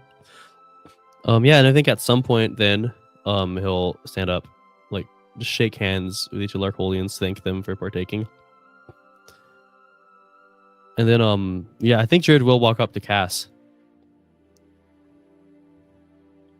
And he'll say, "Take some interest in this, yeah?" Seems important to you, so I thought I'd at least check it out. You did really good. You're I don't know. Just been thinking a lot. You and people like you and me, we don't really have leaders in our lives, people that we look up to. But there are people that look up to you. So, I don't know. It's just different. It's not what I'm used to. Don't know if I did good. These folks have been given a second chance, yet I've taken lives of individuals who might not be given that. I don't know necessarily if that was the right choice to make there. But perhaps with time, good and evil might make itself more clear to me. Do you think we all deserve a second chance? No.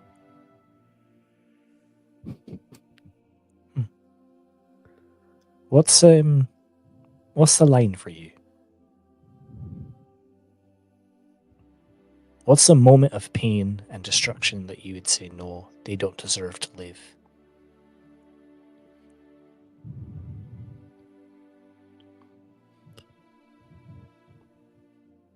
I don't think I've found that yet. But what I would hope for is that if I've reached that point, and it's known to those around me, those I would trust, that they would cut me down just like I would they. And what if it is you? What if you had to cut down someone?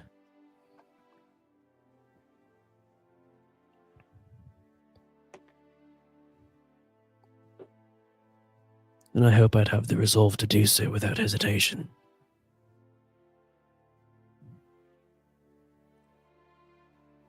I think Cass then will look around him at the shrine, and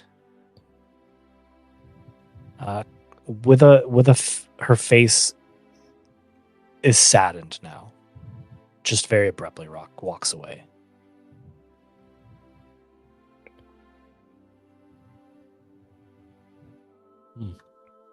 Oh, Nick, I think you're muted.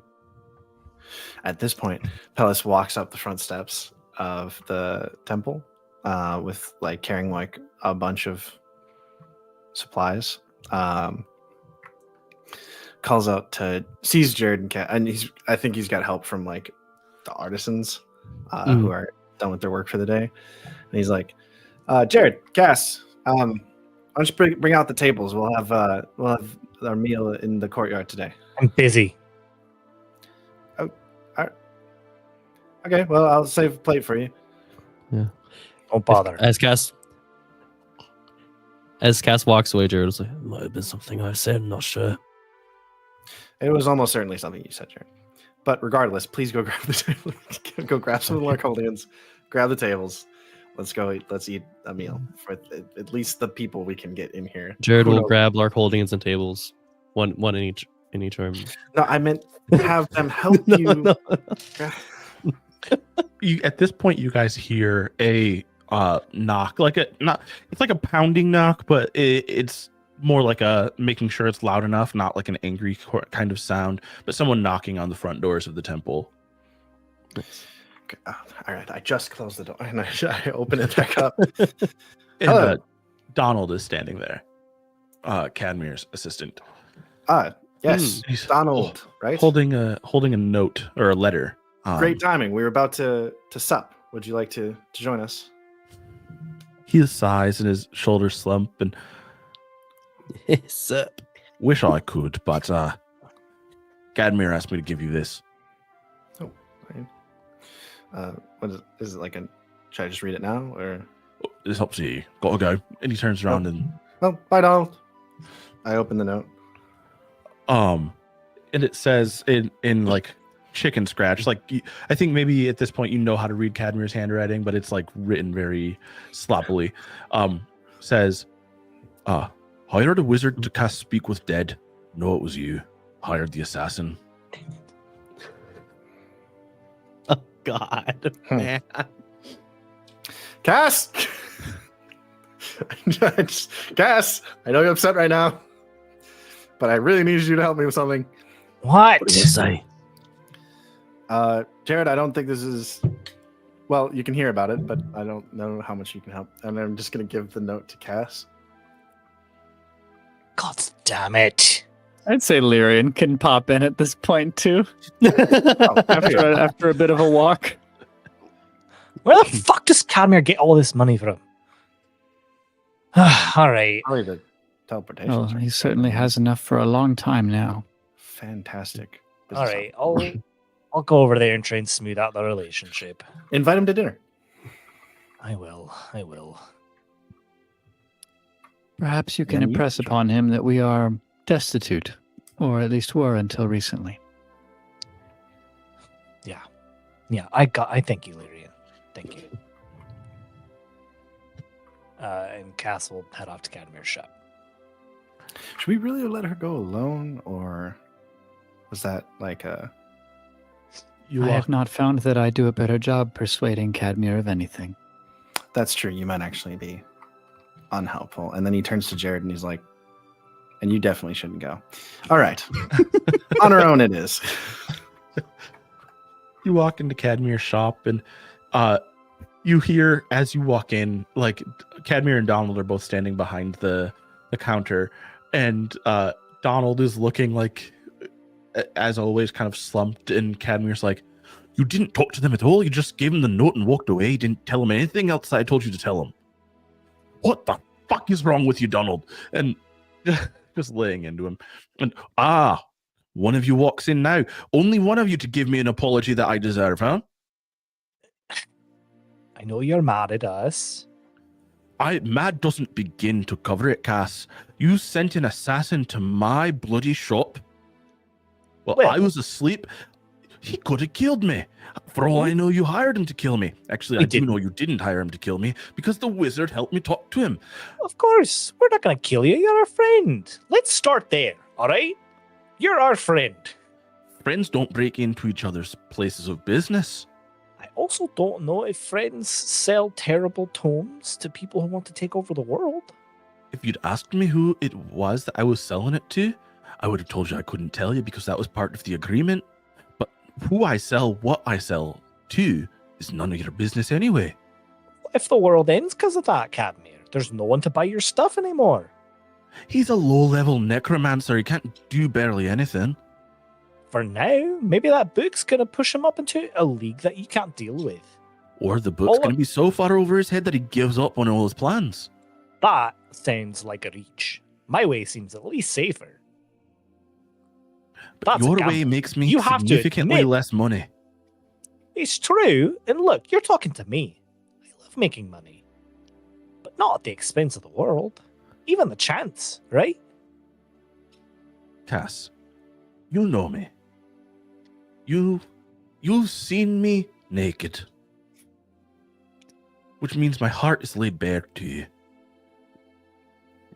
Do you think I would sell this to someone I really believed could do real damage with it? No, you're right. You're right. We just got a little scared, all right? Now, tell me true and honest. Because I think I might have made a mistake. Do you think it was a bad idea to sell it to him? I do. If I'm going to be completely honest with you, Cadmir, I do think it was a bad idea. And we were just trying to stop it. We didn't want to hurt you.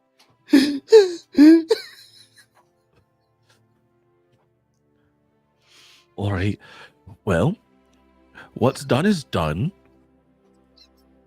So, why don't we let bygones be bygones? I like that. How about this? We're sorry that we tried to have an assassin steal the book and stop your deal. In the future, why don't you just partner with us? We won't take any more of the cut, but just let us know exactly what's going on. I can promise I will when I can, but sometimes I simply can't. There are times when these deals are on the condition of anonymity. That was a hard word to say for me. All right, just as long as you know that some of those jobs in the future might cause us not to take them. And if that's the case, I will hire my second favorite party. Oh. Well, if you're going to speak like that. All right. New short-term goal: murder Cadmir's second favorite party. I hope we meet them someday. Castle will be like, "You sweet talker. Fine. All right.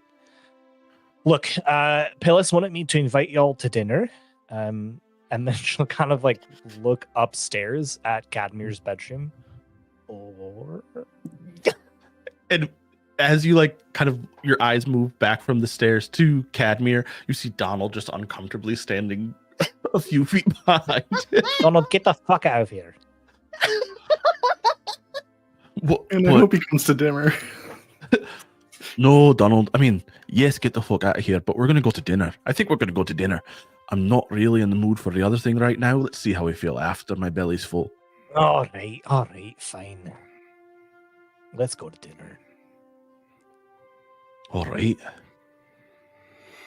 They close up Oh, shop Cadmir, you and need follow energy you for to the that, temple. Yeah, I can't burn calories before you eat them. Yeah. Come on. That would just be weird. That would be so weird.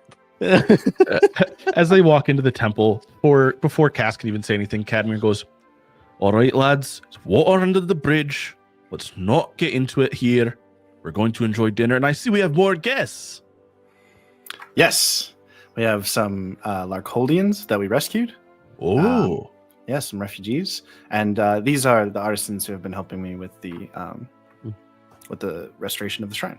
And a wonderful job you lot have been doing as well. yes, Jared, you told me everyone from Larkhold was dead. This Palace is just moving his hand back and forth across his neck, like no. This is your subject. Yes. In spirit. Jared is perhaps, prone but- to speaking in absolutes. Right. That is very true. So what you're telling me is you didn't check whether or not there were any survivors before you decided, oh, they're all dead. Let me swear vengeance. Alas, we do live in a world where death is not the end. So No, but they That weren't. answers my question not at all. What is for dinner tonight? It smells delicious, Pellis. Well, got a quite the spread. If I do say so myself. And yeah, he's got like a roast, several roast like geese. Sorry, several roast geese to split between everyone. Some sort of baked vegetables to go along with everything. Yeah, and like a porridge as a side. Cool. As they're digging in, as everybody's digging in, Pellis, like, or not Pellis, sorry. I don't know why I always want to call Cadmir Pellis for some reason. Cadmir chimes, like, keeps talking, like he's going. The topics of conversation shift, but eventually he goes, mouth full of goose. So have you lot heard about what happened in the coastal region? Or what's going on still? This time, No. Palace is like immediately like shifts to Cass, and it's like, oh. Why do you, what's going on? That Dreadmar fella, he summoned a new Leviathan. Oh no, that's not. No, they good. haven't had one in the waters for, what is it, going on 20 years now. We all thought they were all gone, but he summoned a new one. Now they're making regular sacrifices to it. Putting people out on skiffs and just letting them be swallowed whole. Well, it sounds like Ooh. someone should have to go deal with that then. I mean, maybe. I've got 2 shops in the coastal region. I'm not ready for them to have no customers. Waste of an investment. So it would be Cadmir. But here's the thing I don't understand. Why are so many people flocking to the Deep Seekers when they know they're going to be sacrificed to the Leviathan? Eventually. They're going to run out of followers.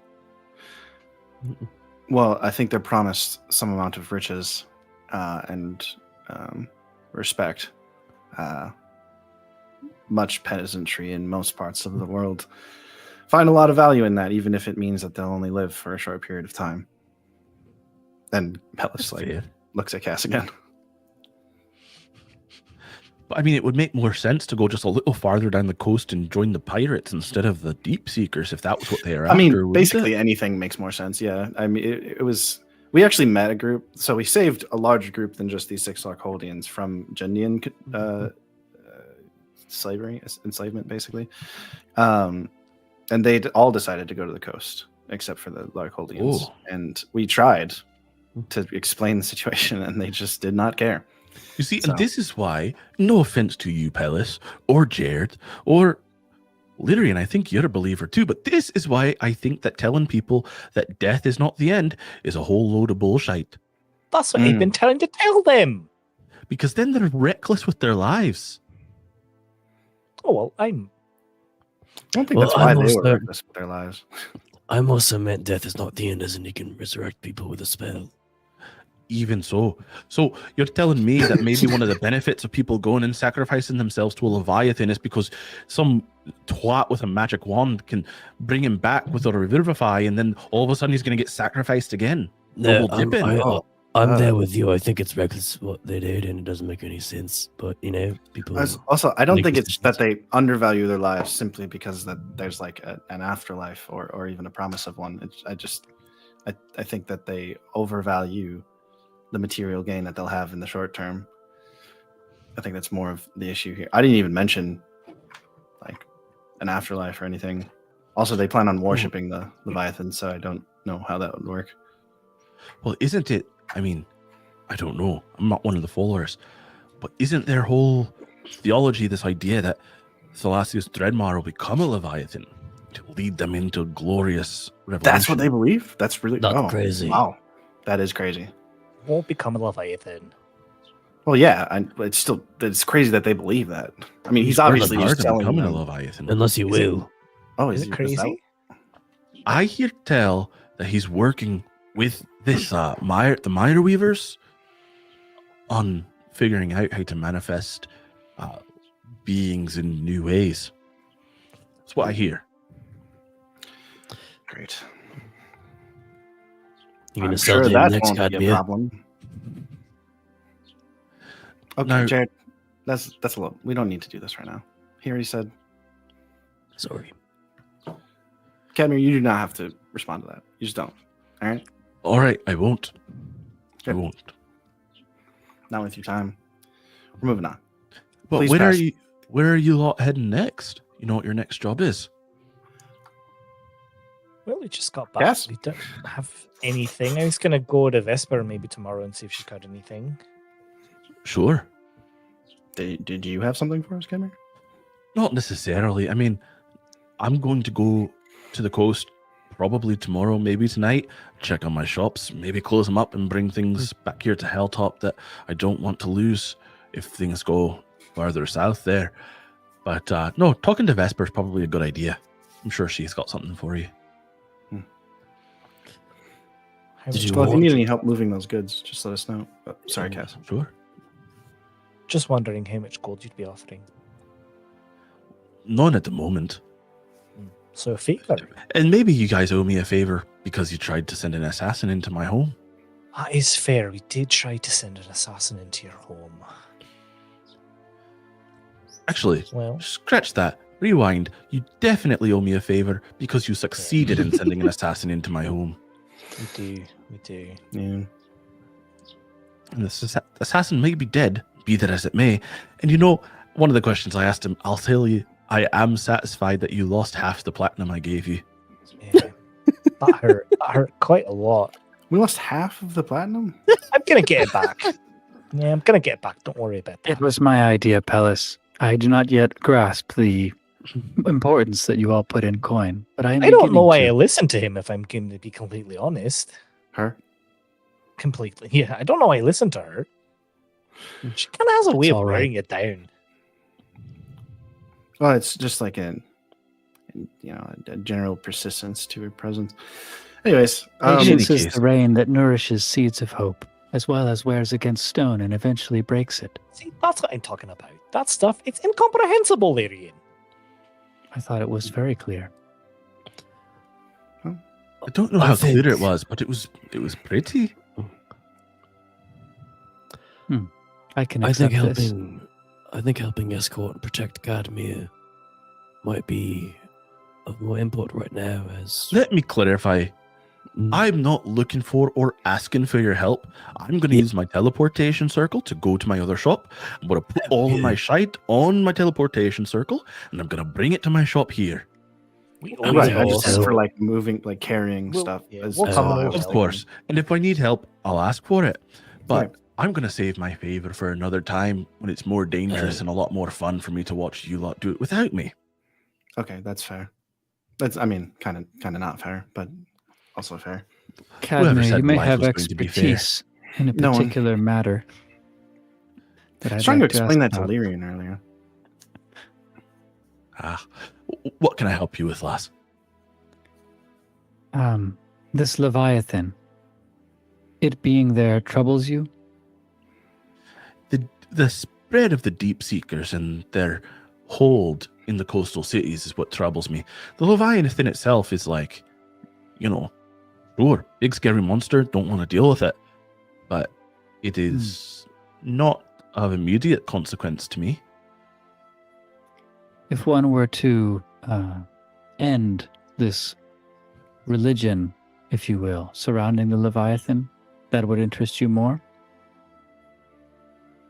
I mean, I'm not.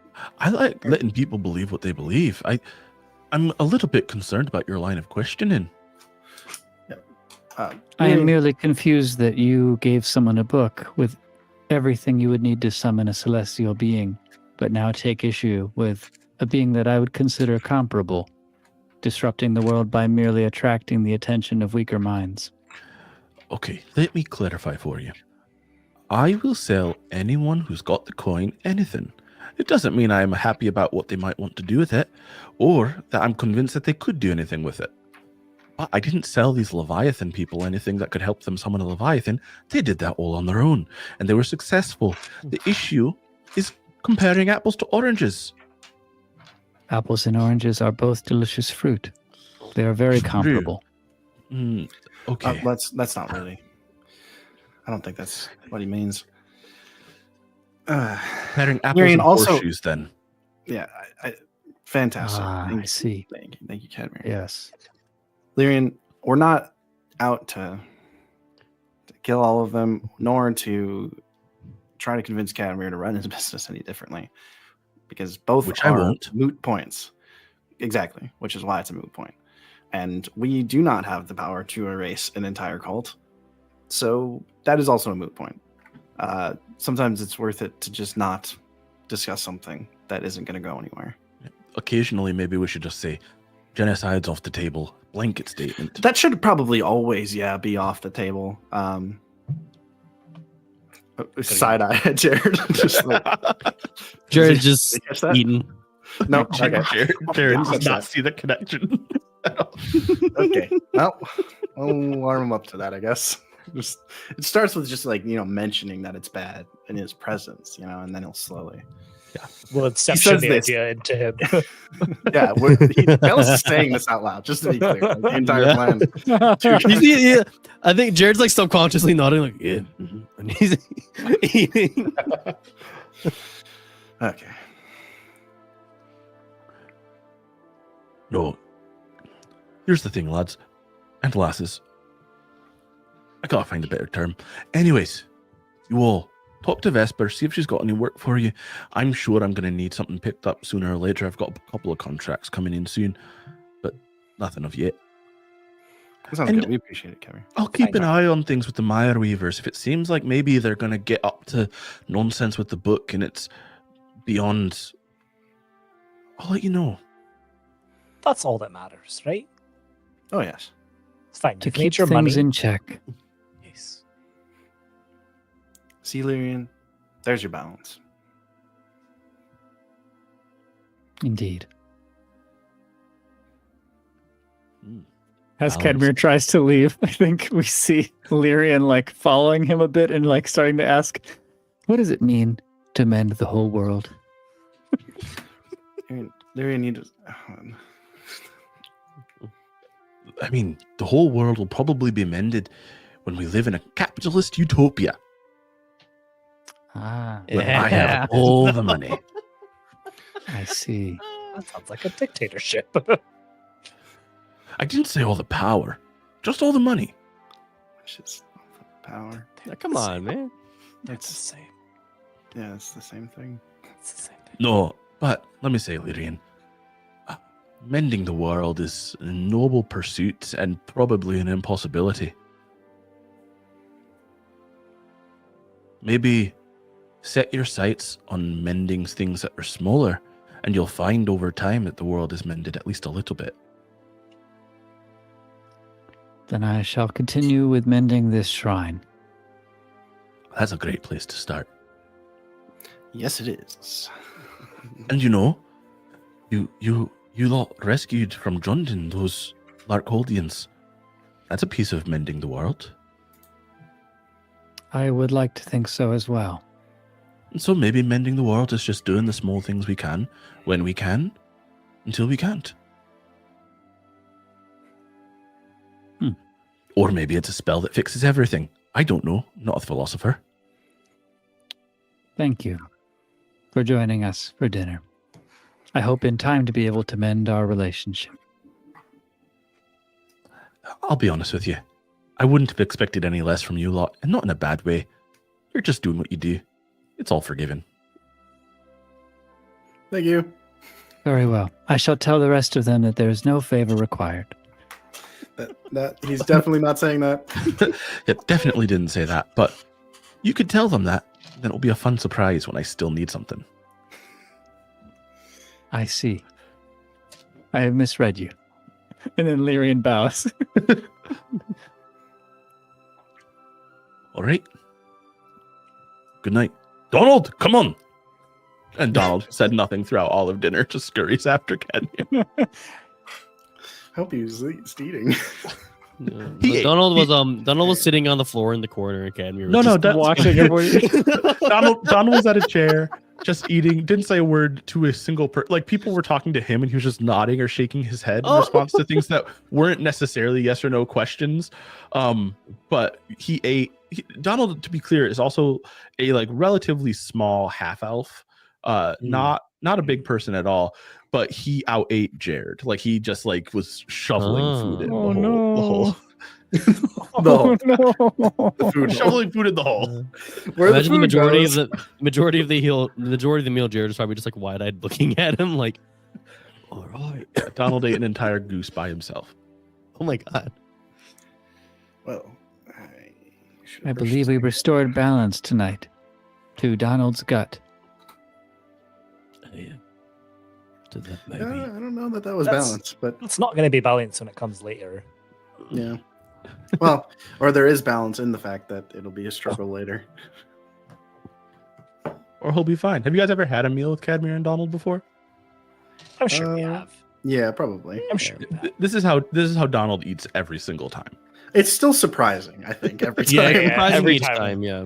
Eyes, incredible. Where does it all go? I don't know. He's so tiny. He's like about as tall as I am, honestly. I Yeah, have he's very dissected and studied intestinal tracts if you would like a comprehensive explanation. We actually would I not. really don't. Yeah, no, definitely not, Lyrian. We appreciate it, but we're I'd good. be Very Interesting. well. Okay, I'm gonna go.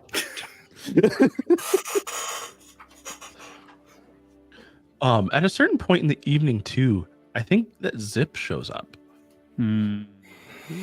Zip. Great. We have leftovers. Did you want to eat something? I'm stuffed. I ate, but thank you. Oh. Of course. I wanted to come and talk to Cass. Oh, absolutely. I mean, you're all welcome to hang out. I'm not hiding anything. But no, Cass, I just wanted to show you. I've been practicing some of the stuff you taught me, and I got this score. And she like opens up a bag and just like It's a philosopher's hundreds of stone. gold coins spill out on the. That's pretty good. Where'd you get that? All kinds of people in the market. Nice. And since you guys have been gone, there've been a ton of people coming from all over the place. And so I'm sure you notice how full Hilltop's been. And the markets have been especially full. Well, we just got back. Any The more- what sort of people are there? Oh, Jundin's always at war. So there was another city that they started attacking, and people are coming from there. And then people are leaving the coast as more deep seekers come out. And it's kind of like just a trade. Deep seekers going to the coast, and people are leaving who don't want to be there for it. But Sounds a lot like- more people are ending up in Hilltop. Yeah, I Big heard deal. somebody say that there were 5,000 refugees who came to Hilltop.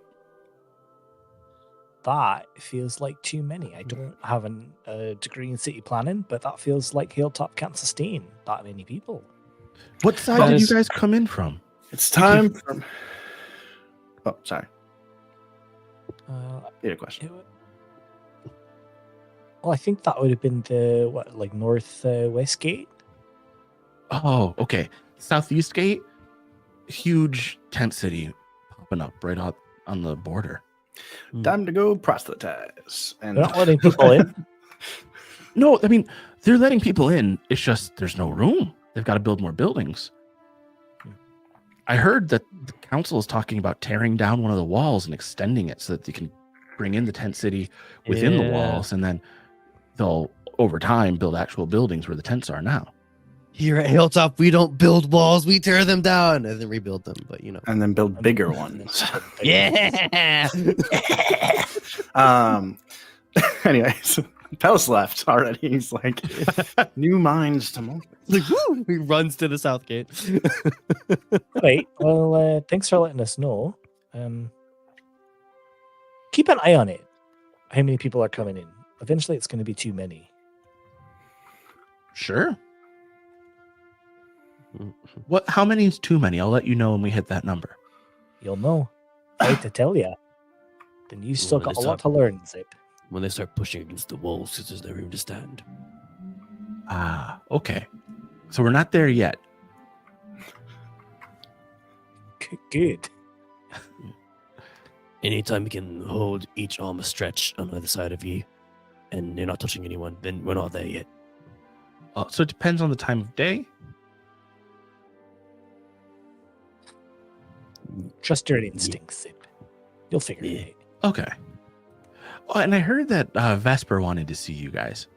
I was going to go see her tomorrow. Thank Good. you. Yeah. Anyway, bye. Farewell, Zip. Instinctually, every time we have an interaction with Zip after she leaves, Jared checks all of his pockets. Make a perception check. Okay. All right. Perception. Ooh, that is a modified 20. Okay, you lost 10 A gold. dirty 20. You were That's what very he says. perceptive after the That's fact. what he says. It's just. That's awesome. Lyrian goes to pray to Dystall. Okay. Whatever portion of the shrine would seem best or most suited to that. Yeah, probably. There's literal shrine too. Yeah. Dystall in the temple, the main temple building.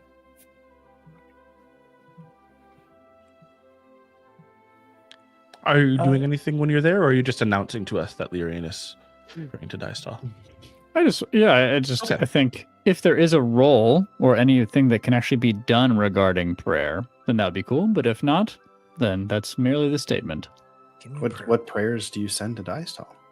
Essentially, just I don't think Lyrian fully understands what others might do when they pray to Dystall. But Lyrian just sort of meditatively repeats the question that she's been asking everybody else, which is, what is a truth that could mend the world? Yeah, I mean, there is not much that someone who's not a cleric mechanically can do. But what I can do is I can let you roll a D100 to see roll percentage, and if you roll a 95 to 100, then something will happen. Okay. Oh, that's fun. I will add this in, even if it's just for fun. But occasionally her thoughts kind of meander back to her principles currently, which is that in the absence of understanding whatever it is that Anders the librarian wished to impress upon me, I am willing to sacrifice the lives of anyone and my own in order to understand this truth. And if that means appeasing Dystall in some way, then I would sacrifice to Dystall. So I will roll I don't think I can roll a D100 just easily in the interface. So I'll just go to Google. Here goes. It rolled a D6. Hold on. What the heck? Gemini, save us. All right, Gemini, we'll do a better job. It said something went wrong. This is hilarious. Everything's breaking. If you want, you can also roll a D10 twice, and you can say for the first D10 result is a 10 slot, and the second D10 result will be the 1 slot. Yeah. In the Okay. All right, so I rolled a 10 and a 7 on my 2 D10s in that order. Okay, so that's a 7 then. It's a 7 total? Yeah. Shoot. yeah, it'd be 7 total because the 10 would be the Zeros. 0. A 0. Dang it. Yeah, so you pray. Oh, that's how most prayers go. So, Yeah. fair enough. yeah. Yeah, I think like Pellis has done a lot of work on the temple to make it feel like a peaceful, contemplative place, conducive to prayer. So you kneel before the shrine of Dystall and you offer up a petition and you wait and you feel at peace. You feel kind of what the temple is designed to help you feel, but nothing beyond that. Very well. Wait, if you roll a 10 and a 0, isn't that 100? A 10 and a 0 is 100, yes, but a 10 and a 7 is a 7. Oh, Because you can't get 107. Yeah. now I get it. Jared, Yeah. what are you what are you doing right now? Where are you going? Probably to sleep, guys. Yeah, that's fair. Did you really mean it? You'd kill one of us.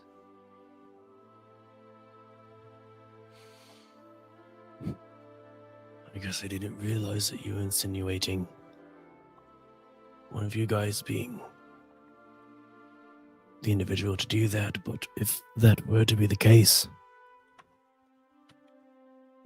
if you were to do something that would put you in a position beyond forgiveness, yes, I would.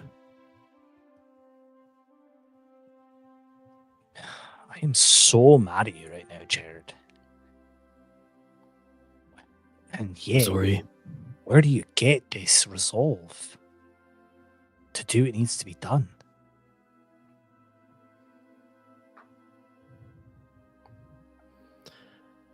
I hope that if the time were to come, I can follow my words with comparable action. But in terms of where I've learned this,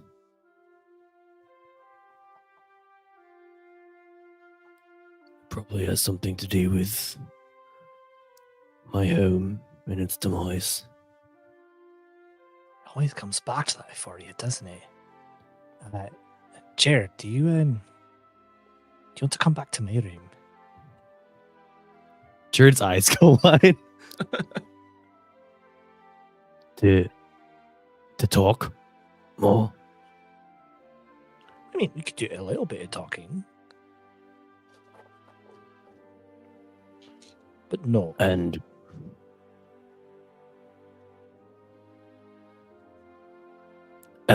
A moment of realization washes over Jared. actually, it takes a little bit for me to get my armor off, and then I. No, I'm sorry. You're right. That was There's lots that of was- garlic. There's lots of garlic in the meal, and and I ate a lot of food, so Just, like yeah, I'm and, so much smaller. I'm sorry. That Yeah, was yeah, sorry. mhm. I yeah. have to go to bed now. All right.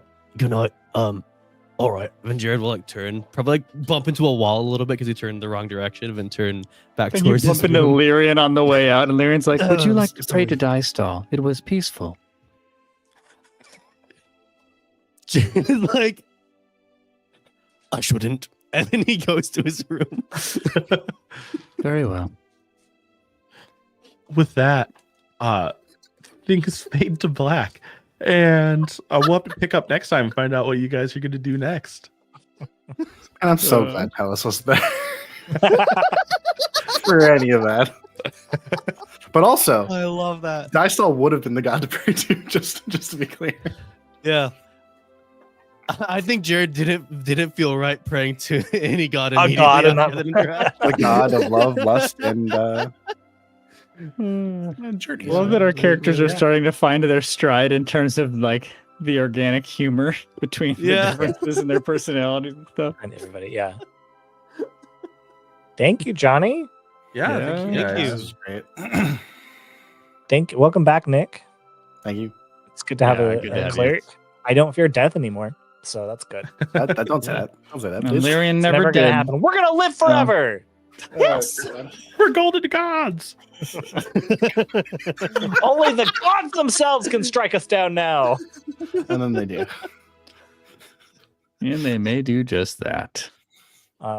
We'll see you in 2 weeks on Yeah. Twitch, and if you're listening to this, then we will see you next week. Bye. Bye. My friends.